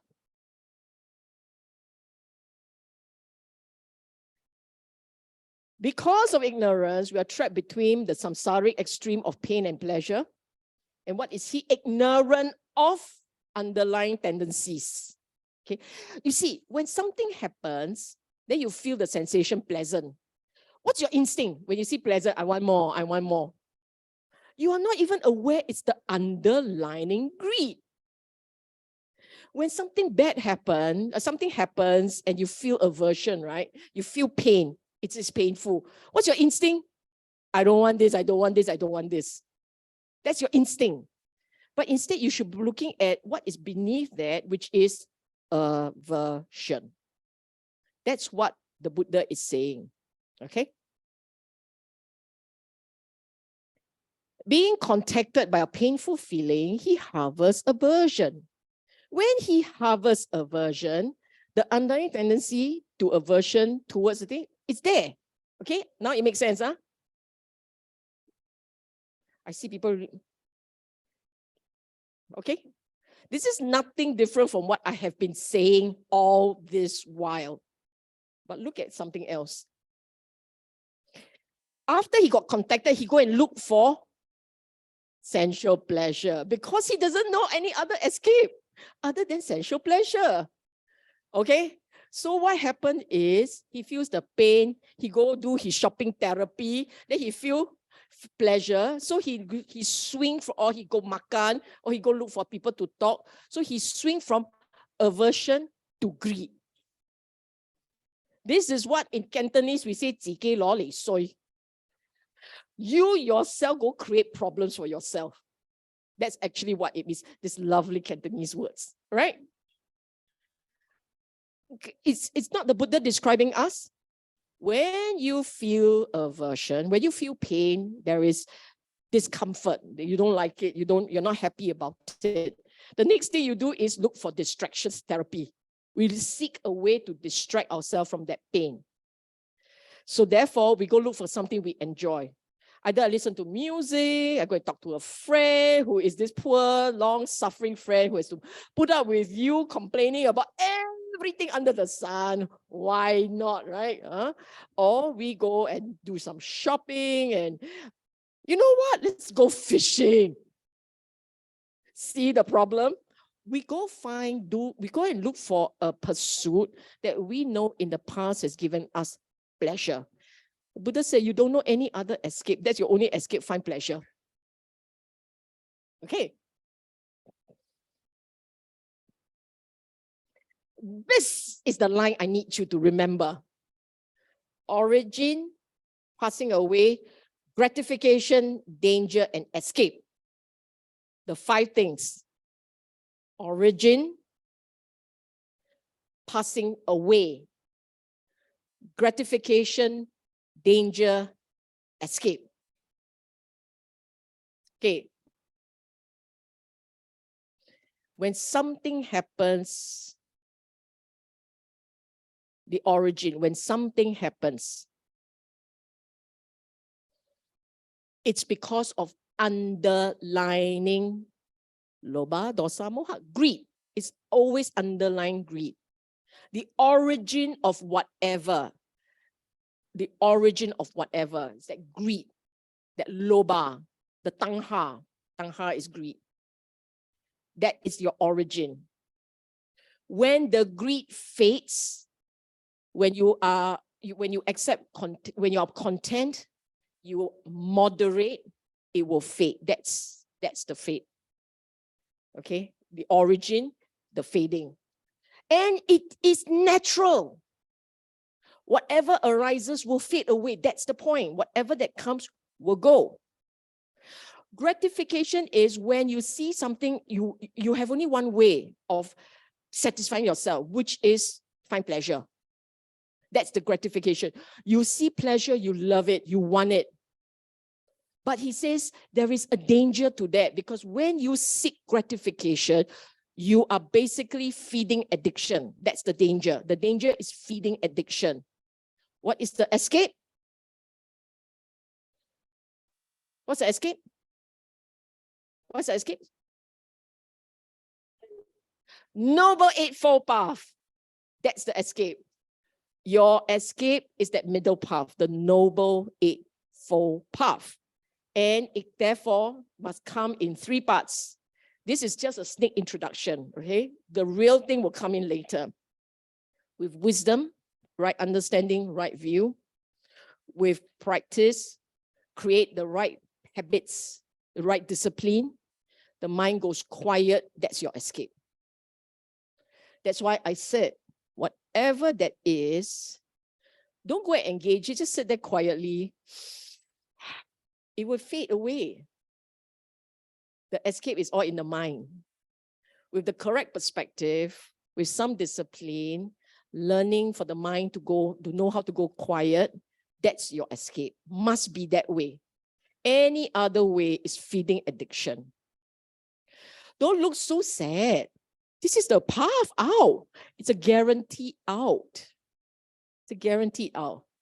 Okay, now for the assurance of everyone else, right? How many of you listening to this line actually knows that it works because you have done it or you have tried to do it, and I know all those times when you try, it worked? Please. For those, because you are a source of assurance for others, it is indeed the escape. Because it's the escape that does not come with new, refresh gratification. It doesn't dig you deeper into the hole. Okay? You go on retreat to do what? To learn and practice the Eightfold Path. Okay, you're not going for retreat just to do meditation. It's the Eightfold Path. If you go for retreat and all you have is jhana, that's it. One-fold path.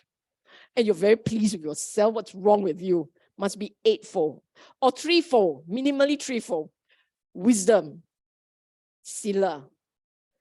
Sila is morality. And samadhi. That's the stillness, the quiet of the mind. Okay? Okay, huh? Everybody? Need a break? Because there's none planned. But I can pause. Let me check. Let me check. Oh, no pause. It's continuing. I told you this part is really heavy. Shall we move on? Any question? Anybody has any question? Okay, breathing. I tell you what, after this slide, we take a short 5 minutes quiet for you to reflect, okay? Attachment to feelings you cannot break free. So feelings are really, really powerful. Okay? All of them are powerful, but feelings is the one that is in your face. It's in your face. Even if you're not aware of Sanya Sankara, you are very aware of feelings. Okay? Look at that. I love this. He feels pleasant, attached. He feels painful, he feels attached. He feels he feels attached. Uninstructed worldly, attached to this, attached to that, attached. Can read for yourself. And then you say, pain got people attached, man. You wait until you suffer a bad pain. Then it's like, oh no, it's going to come. Oh no, it's going to come. What can I do to make sure it never come again? You try to get vertigo. I can guarantee you, right? Oh no, it's going to come. Oh no, it's going to come. How do I get rid of it? Okay, huh? Okay. In contrast, the instructed noble disciple, detached, equanimous. The word is equanimous. By equanimous means good feeling, painful feeling, pleasant feeling, painful feelings, whatever those feelings, he is okay. He's okay with them. He has no preference for them. Painful, pleasant, neutral, he is okay. Does not overreact, has no aversion to painful feeling, does not seek distraction in sensual pleasure. He knows of an escape from painful feeling other than sensual pleasure, which is the Eightfold Path. He has no moha. He understands it as it really is, the origin, the passing away, gratification, danger, escape in those feelings. Feelings origin when there is a contact, arises. When there's a contact, it arises. When you like it, you seek gratification. You don't like it, you try to push it away. You start to do things. So a noble disciple do not seek to do things. See the sensation as it is, wait for this, fade away. That's how it's done. See the feeling as it is. Understand if it's a pleasant one, understand there is a loba, there is greed going on. It's okay, don't worry about that. It's just greed. It's okay, familiar friend, let be. Don't feed it. Don't put fire in there. It will fade away. So basically, it's like that. Don't think about it. I will show you another picture. It's a really good one. Okay, this is pretty good, right? Okay, I move, huh? Not bad, this class learning very fast. By the way, I did all this in one day. Next week and week after also, but of course it's less. Okay, now I'm going to give you a chance to breathe reflect.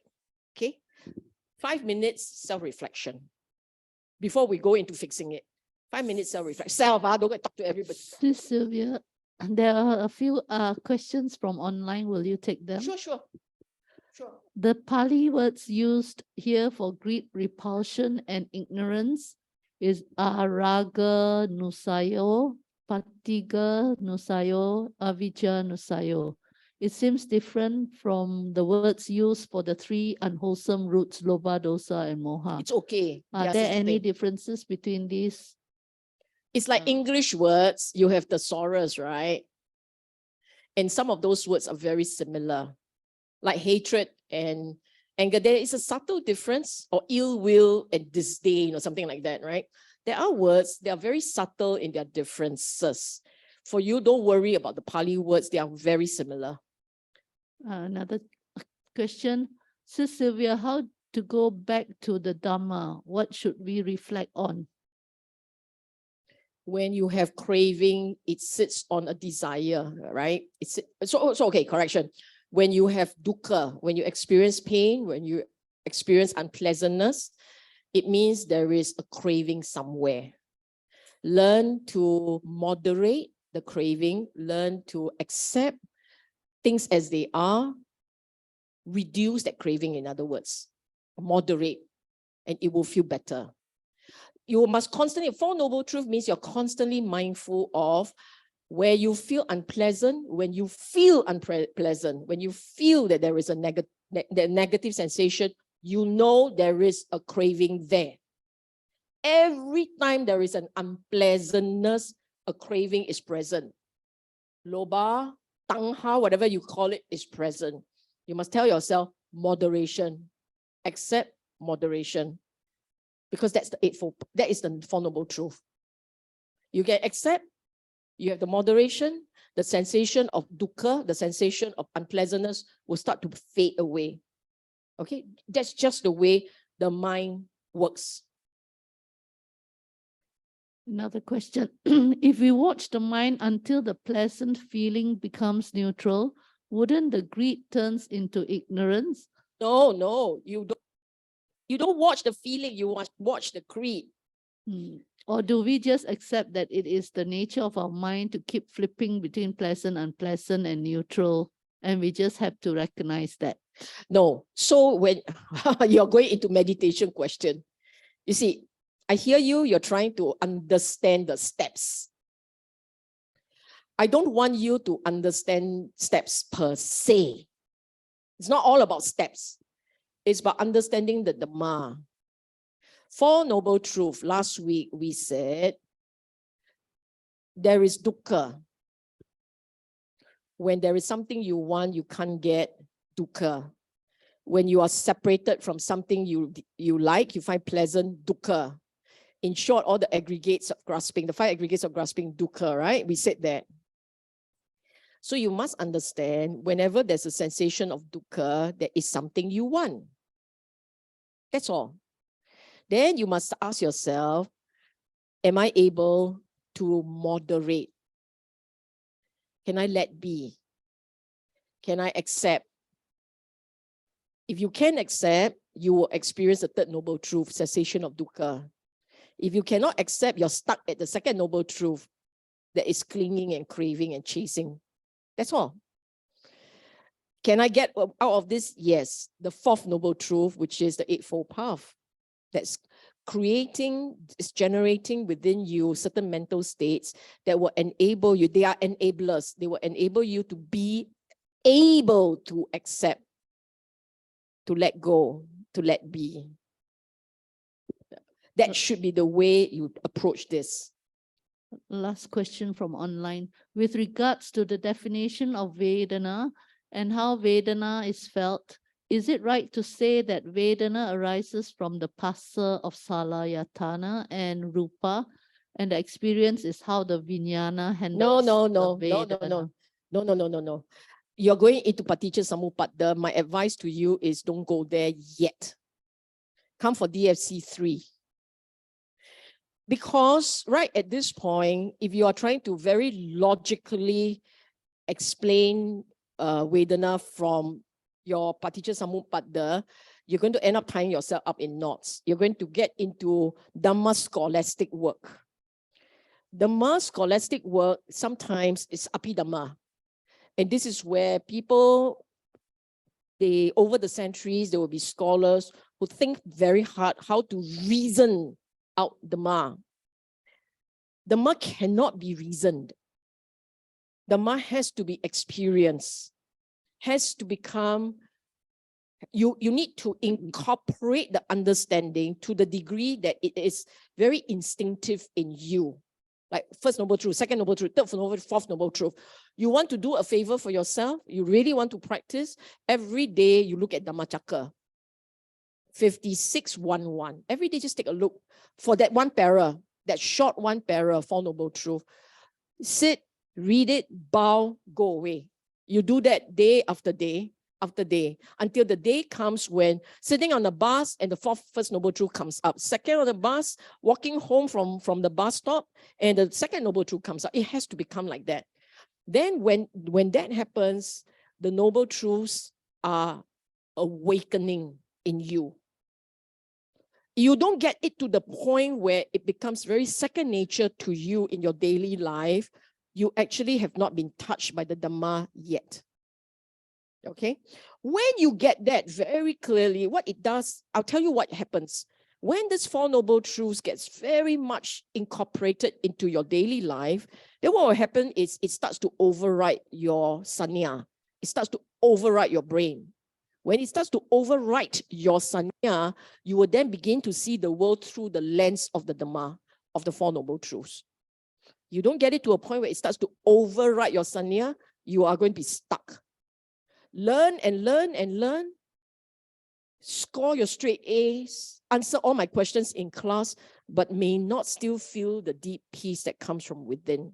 That only happens. That happens only when the Four Noble Truths is very much intertwined in your neural pathways. It starts to become the lens through which you see the world. When that happens, congratulations, you are touched by the Dhamma. Okay? So Vedana is just sensation.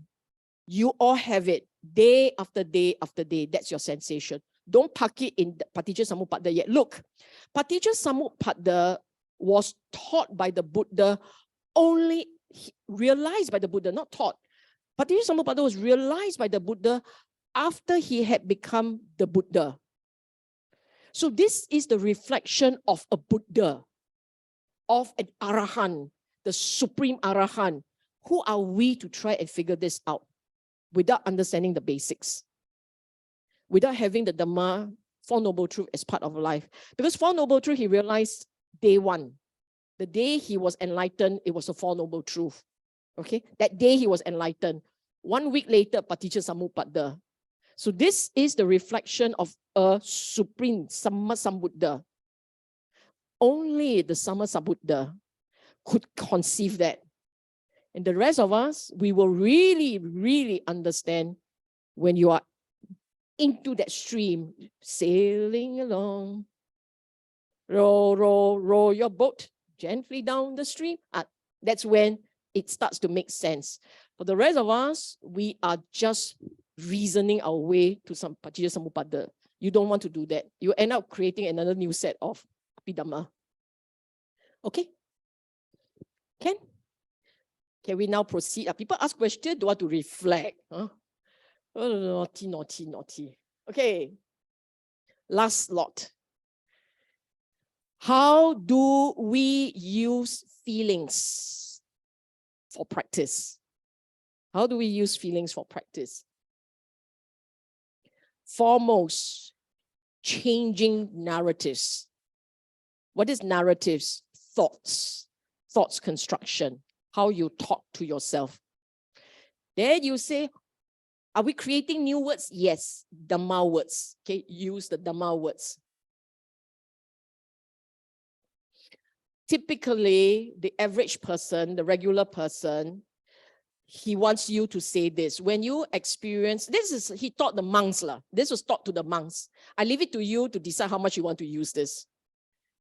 The monks, pleasant feelings should be seen as painful. Why? Because that's how it will flip. You're attached, it becomes painful. So he says, just remind yourself, okay, pleasant now can become painful. Just say that. Painful feeling should be seen as a dart, it stabs. Painful is just a stab. Neither pleasant nor unpleasant, neither painful nor pleasant should be seen as impermanent. You train yourself so you cut off craving eventually. It's not like in one split second, maybe, for you maybe. But this is taking time to override the habit of the mind. It takes a while to overwrite. You overwrite it well enough, it happens.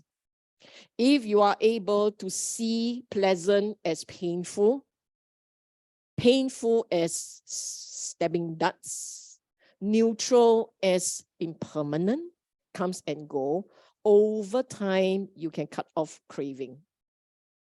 Over time.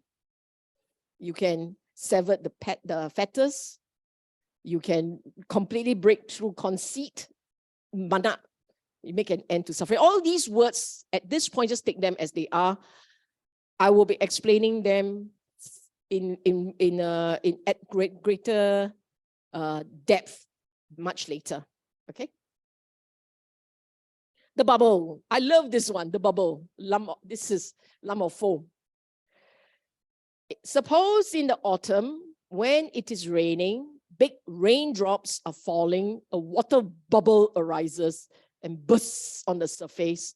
A man with good eyesight would inspect, ponder, carefully investigate, and it would appear to him that the bubble is void, hollow, insubstantial.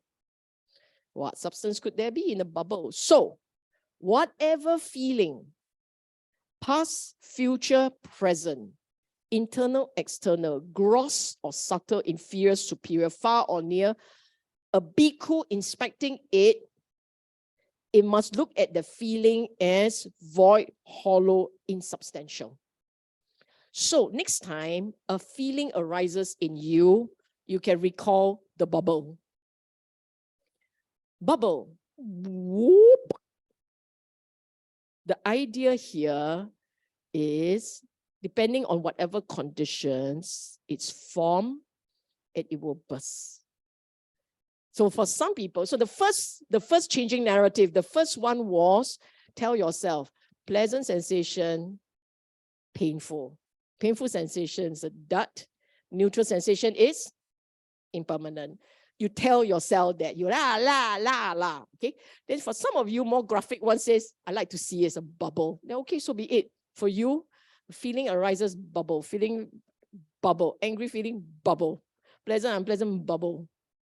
You keep doing that to yourself, your mind will shift. I'm just telling you, there's a third one. Okay, this one I like very much. Okay, look at me. Don't look at the words first. When you see something pleasant, or when you think of something that will give you pleasure, when you think, right? What do you focus on? The pleasure. Buddha says, don't focus on the danger. So, example, I want to eat supper, fat. Indigestion. As opposed to, yes, mwah, I love this. I can imagine the taste, I can enjoy the taste. Mwah. Heart problem. It will kill you. But actually the danger is addiction. Okay? So when one dwells contemplating gratification in things that can be clung to, craving increases. Suppose a great bonfire was burning. Then you go and cast dry grass, cast dry gaudan, cast dry wood. From time to time, it will sustain that material and it will burn for a very long time. If you dwell contemplating danger, then the fire may be burning, but because you didn't feed it, it will run low and eventually it will be extinguished. So the idea here is don't feed your loba. I will stress this again. This was teaching taught to monks. You are all lay people, but you all asked for it. You sign up for this class saying, I want to learn what the Buddha taught, right? You all came for it. I didn't ask you to come on. So you all came saying, I want to learn what the Buddha taught because I know buried there, hidden there, or obvious there is the solution to dukkha. Solution to dukkha. Okay? Now you can ask your question. I finished ahead of time. I could have given you moments to reflect. Okay. Yes, any question? Do you all want to like settle back, have a chit chat since we've got plenty of time, right? Okay, this is what I want you all to do. Okay? This is what I want you all to do. For those online, you can write your question to Eileen. For those on site, you all can discuss, think about it, reflect on it. Tell me which page you want, I will flip there. Don't you love this fella? and at 4:30, we'll start answering the questions. Okay? Yay, 4:30. Now we can.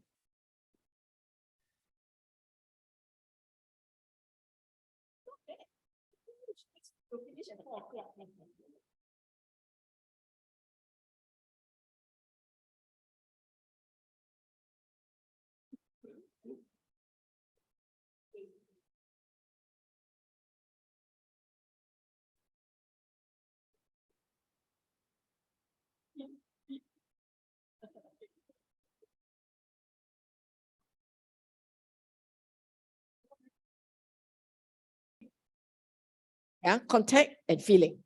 Hey, come. Let's find my YouTube.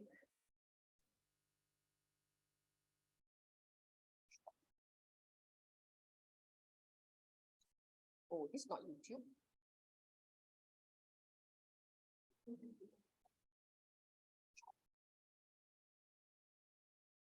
I see. Yeah, okay. This is what I want you all to do. Let's see whether it works. I need you all to close your eyes.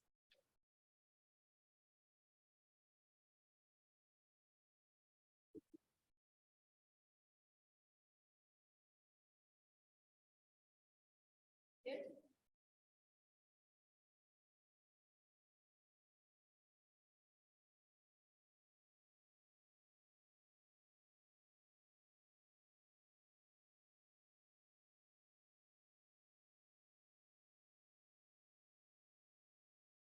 Can you hear it? What was your sensation? Pleasant, unpleasant? Pleasant, unpleasant? Did you recognize it? Oh, let's do another one, okay? I need you, I don't want hypothetical. I want you to like hear it.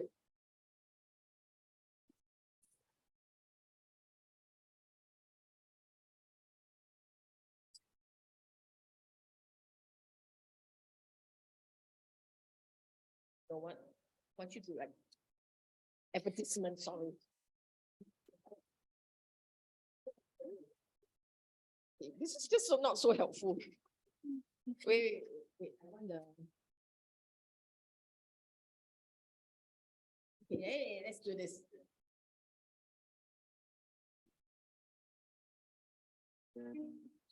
Advertisement. No, I don't want the guy. I don't want this one. I want the. Okay, right back. That'll be good. Watch your ones, John.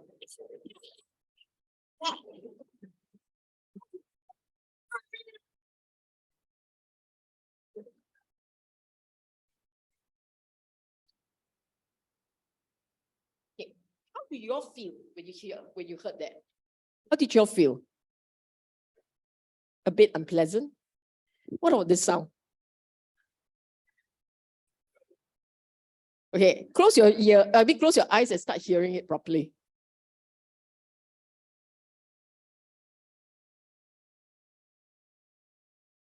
Can you catch a moment when there's a sound, but there is feeling which is separate from sound? Can you see it? There is a sound, and there is a feeling which is separate, not the contact, and then there is a sensation.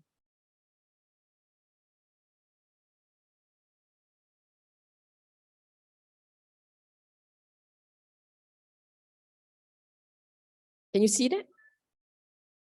Can you now see it? That's Vedana. Vedana is that little, very subtle part that is not sound. There's just a sensation. Can you see that? Okay, now I'm going to give you, for being such cooperative class, I'm going to reward you, right? But I need you to hear it properly. Don't give me like 半桶水 type one. Half baked. I don't want a half baked sensation. So can I maybe lights off? Let's see whether we can get you quiet. Okay, this is what I want. This is the meditation on feeling.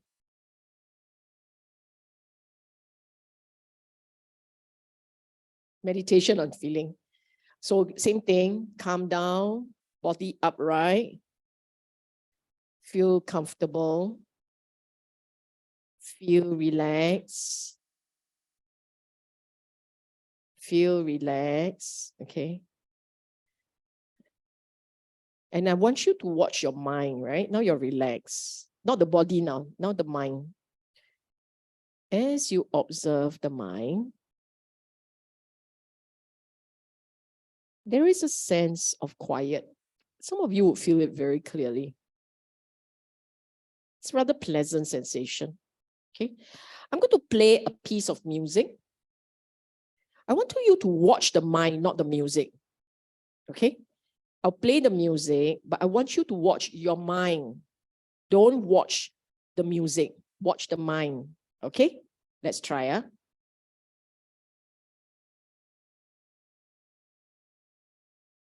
No, this one.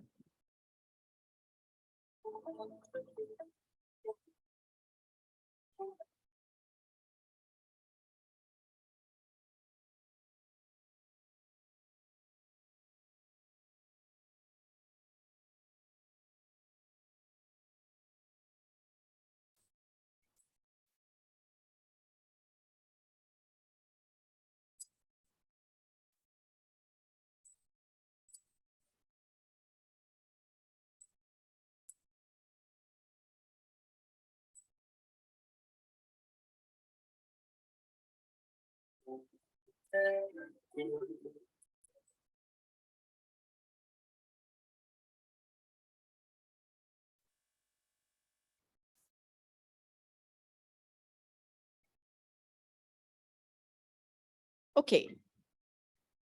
Stop. Calmly raise yourself up. Calmly open your eyes. This is a short one. You are good, so give it a bit. Let's turn on the lights. We're ready to answer your question. Now, did you all see the difference between the sound that was playing and Vedana? See that? How many of you saw it very clearly? There is the sound, then there is the like watching sound. That watching sound, right? The part where you're watching that sound, this is when you can catch the Vedana. Otherwise, you get sucked in and you will flow with the music. So that watching sound, that is your Satipatthana level 2 feeling. This is how you watch feeling. What is very short? Can catch it.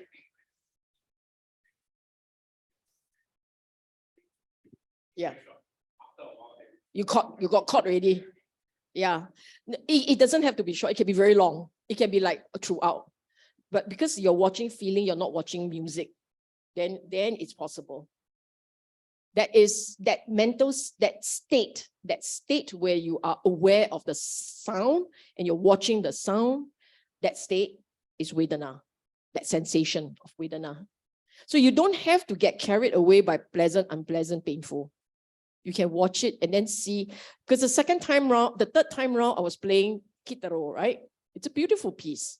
It's very easy to get drawn in. And that's what can happen. You can actually stand aside and just watch it float by itself. It's pleasant. The sound is pleasant. I mean, the guy is a master at creating pleasant sounds. It's pleasant. But when you're watching it, you are neutral. Did you see that? The power of the mindful mind. That's the mindfulness. That's how mindfulness can keep you detached. That's the escape. The escape. Okay? Mindfulness, quiet, stillness of mind, pleasant effort. All these builds a state of mind that can hold the reaction. That's your escape. Okay? Okay, question. You're all ready to go, right? Go. Okay, Sister Yes. Sylvia, just now you were saying you see pleasant feeling as painful, and then the other one is what? Painful feeling as a dart. Can we just see both feelings as impermanent? Can. You can Okay. do that, yes. Okay, thank you.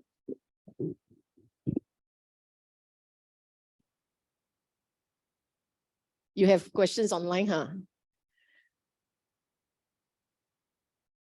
BF needs more mics. There's one here, but didn't put battery in. Okay, there's one here. When I first have painful feelings concerning a person, I'm able to let it go. But when I see the person, I somehow feel the pain again. Why is this so, and how to overcome it? Because of the underlying aversion, no? Now you know.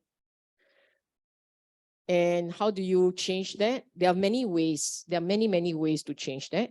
Apart from the ones that we listed here, you can also say things depending on which one appeals to you.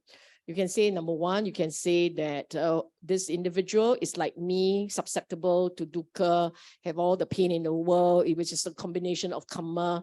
And if I don't want people to hate me or get angry with me for whatever reasons, let's just learn not to do that to another. So there's a lot of words, but it's narrative. So narratives in how you want to change your reaction to anything, it's all about narratives. You must know how to use correct narratives to help you change things.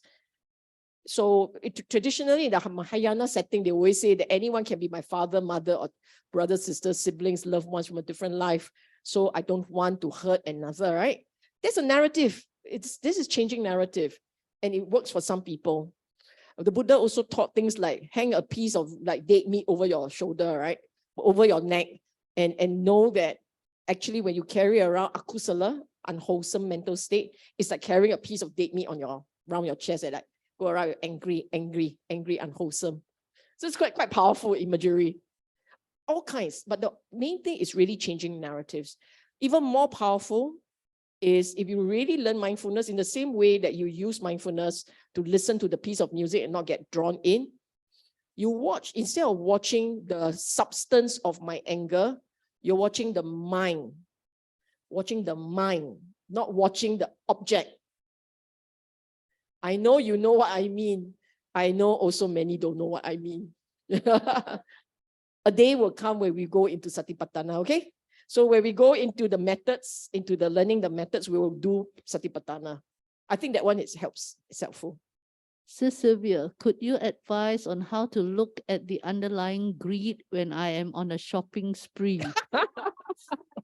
The wanting to buy will not go away for days or weeks until I buy the understand. thing. Thank you. I understand. Okay, for this type, right? First and foremost, I don't know how bad is your addiction. If addiction is really very bad, I think it's better for somebody to hold your credit card. But if you are serious about wanting to fix this, it's not fixing to what you want to buy. It's fixing the part of the mind that looks at gratification. When you want to buy something and it means a lot, usually you're actually looking at how it will please you. how it's going to please you. You can try and focus instead of how it's going to give you problems. The more things you own, the more problems you have.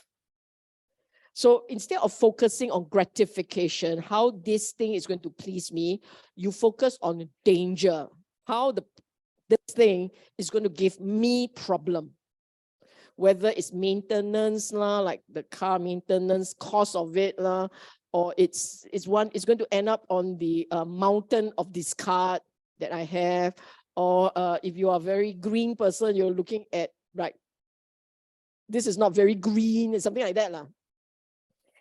Okay, so that's one. One is to look at the danger. The other one actually is, for me, it usually works, is when I look at something, I will look not at that thing, I will look at my mind looking at that thing. The mind observing the thing. So if you look at the mind, you will have no greed. If you're looking at the mind, right? Satipatthana, okay, just a very quick preview. Body, feeling, mind, Dhamma, right? That's the 4 parts. When you're looking at the body, this is your object, the body is the object. When it goes into the mind, the most prominent part of the mind object is feeling. The most prominent part. If you take a further step back, you become aware that it's a mind looking at feeling, looking at body. You take a further step back and you will realize that all these mind has activities. The mind has activities, but you must learn to recognize the activities in the context of the teaching. Wholesome, unwholesome, hindrances or power or force or ingredients of enlightenment, something like that. Okay. So when you are looking at greed, don't look at the greed per se. Look at the mind looking at greed.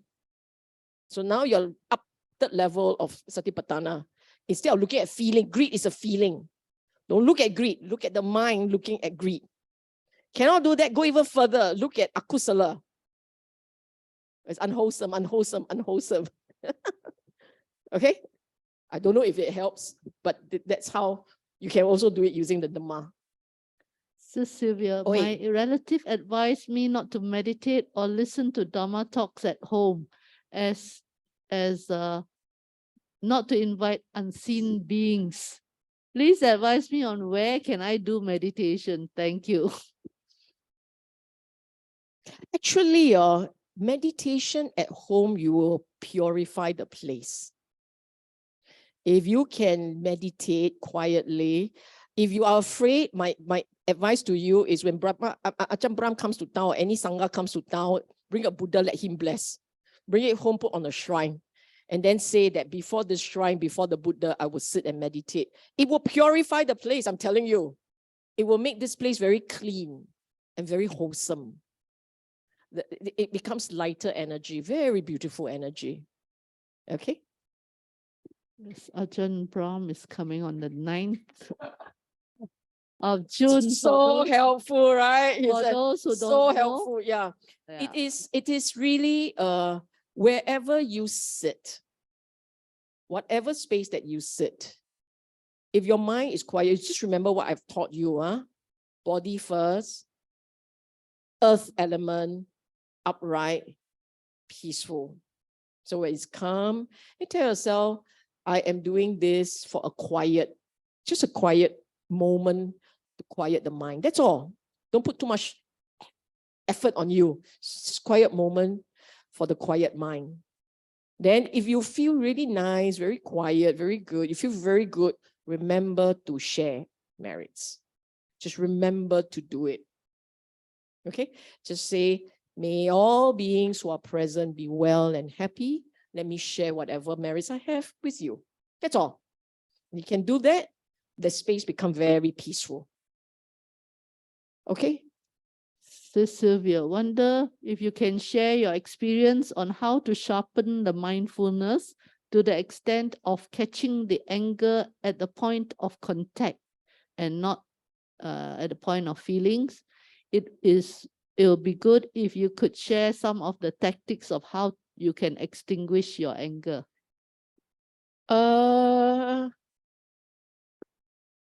You know, there is sometimes this wrong view that if you catch something at the point of contact, it will not be a problem. It's not like that. Contact is it's not like that because you don't need to know when exactly it touched the ear, the vibration hits the eardrum. You don't need that. You just need to know that you're watching mindfulness of mind. Okay? Present. Mindfulness. If you can keep the mindfulness on present, the mind right here, then whatever that arises, you note arising. And then when you note arising, you will tell yourself it's just arising. You can do that, you will not get angry. If you can do that. So mindfulness must be present mind. Present. Then you say cannot do that, body also can, breathing. Present, mindful of that breathing. So in this breathing, as long as you're watching breathing, your mind should go quiet. Okay? If you are watching breathing and the mind doesn't calm down, it means your meditation hasn't become a habit yet. If it is a habit, wherever you sit, as long as breathing is there, the mind is present.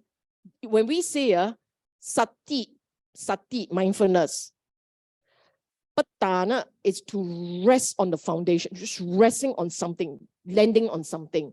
So mindfulness landing on the body and mind. Satipatthana means that. Mindfulness resting, using the body and mind to hold mindfulness. That's what it means. Using body and mind to hold mindfulness. So you're using your body in this breathing. When it is there, you're aware of this, you're holding it on the body. That's mindfulness. If you say, don't want this breathing, too hard, cannot find breathing. You can find body, right? You're not invisible man, you can find body. So when you're standing, you're aware of standing, contact point. You're sitting, you're aware of sitting, again, contact point. Aware of the contact point. It must be very fast. See the contact point, see the feeling, see the mind. One shot. No need to, now feeling, now mind. It's not like that. It's one shot all the way. See the body, see the feeling, see the mind, see the Dhamma. One shot. That's Satipatthana. Okay? Satipatthana, he didn't say 4 parts of Satipatthana. He says Satipatthana, one shot. The moment you see the body, you must see the Dhamma. If you see the body, you're still walking your way through feeling and mind, right? Not fast enough. You don't get it.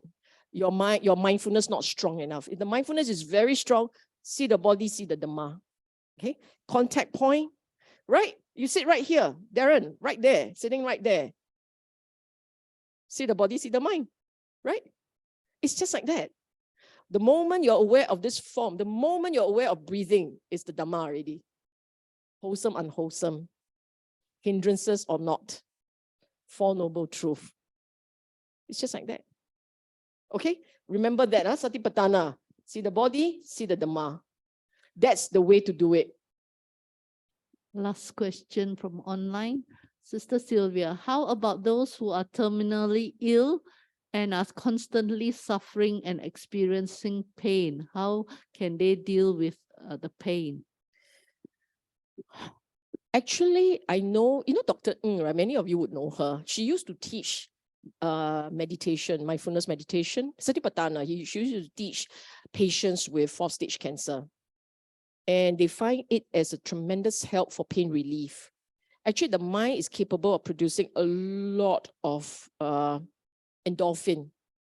When you sit and there's deep mindfulness, the feel-good chemicals can come up and fast that will actually make you feel better. So if you're asking me, can it be done? Yes.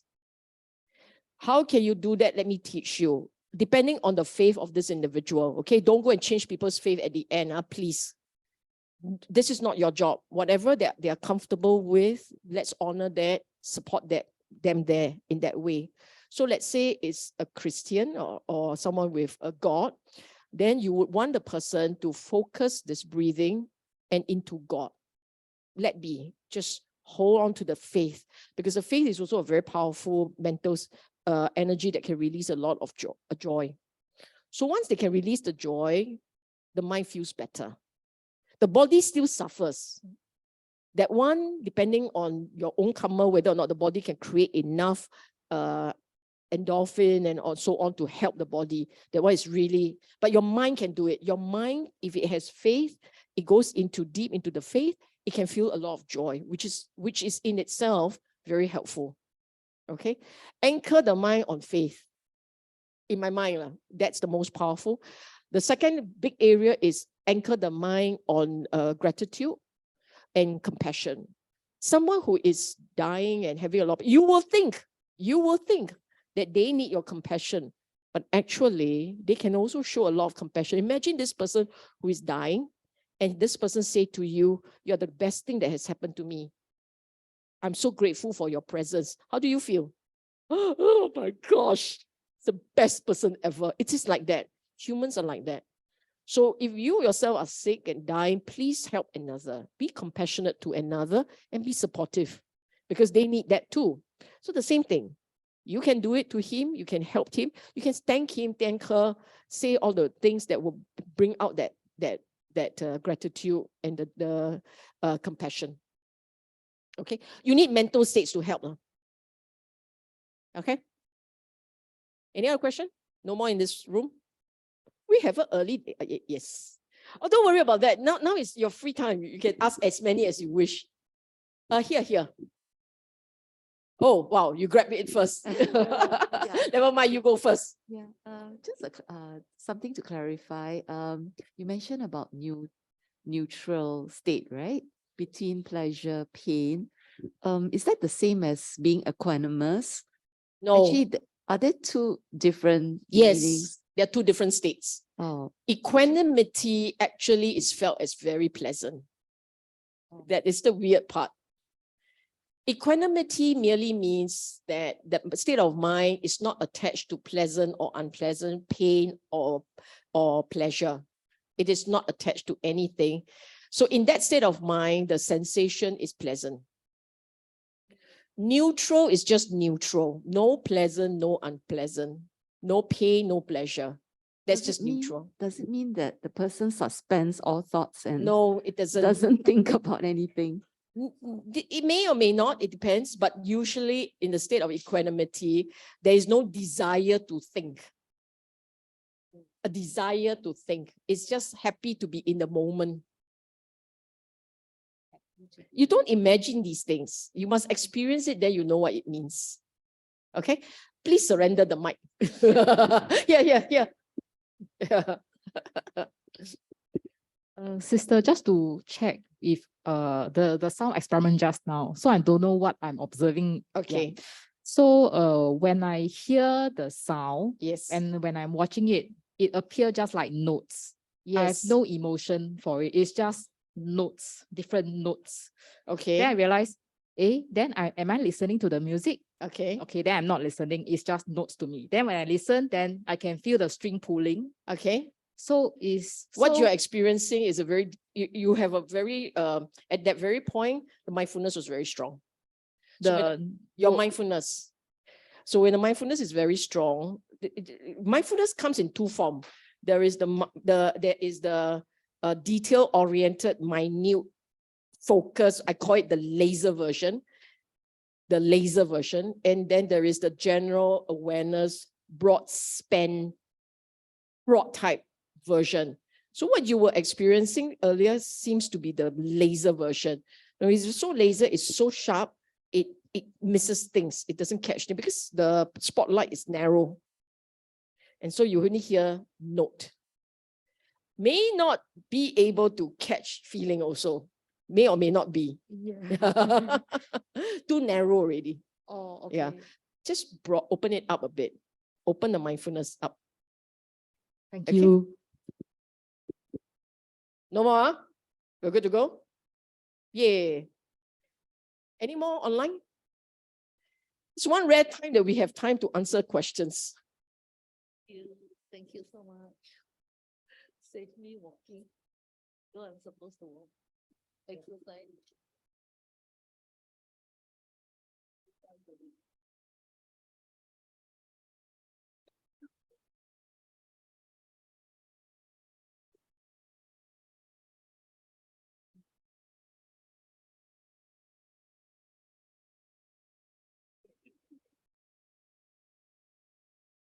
No, there's one more. There is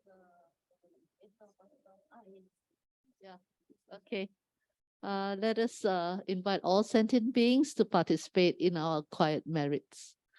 Itta vata cha amhehi sambatang punya sampadang sabbe dewa anumodantu sabba sampatti siddhya.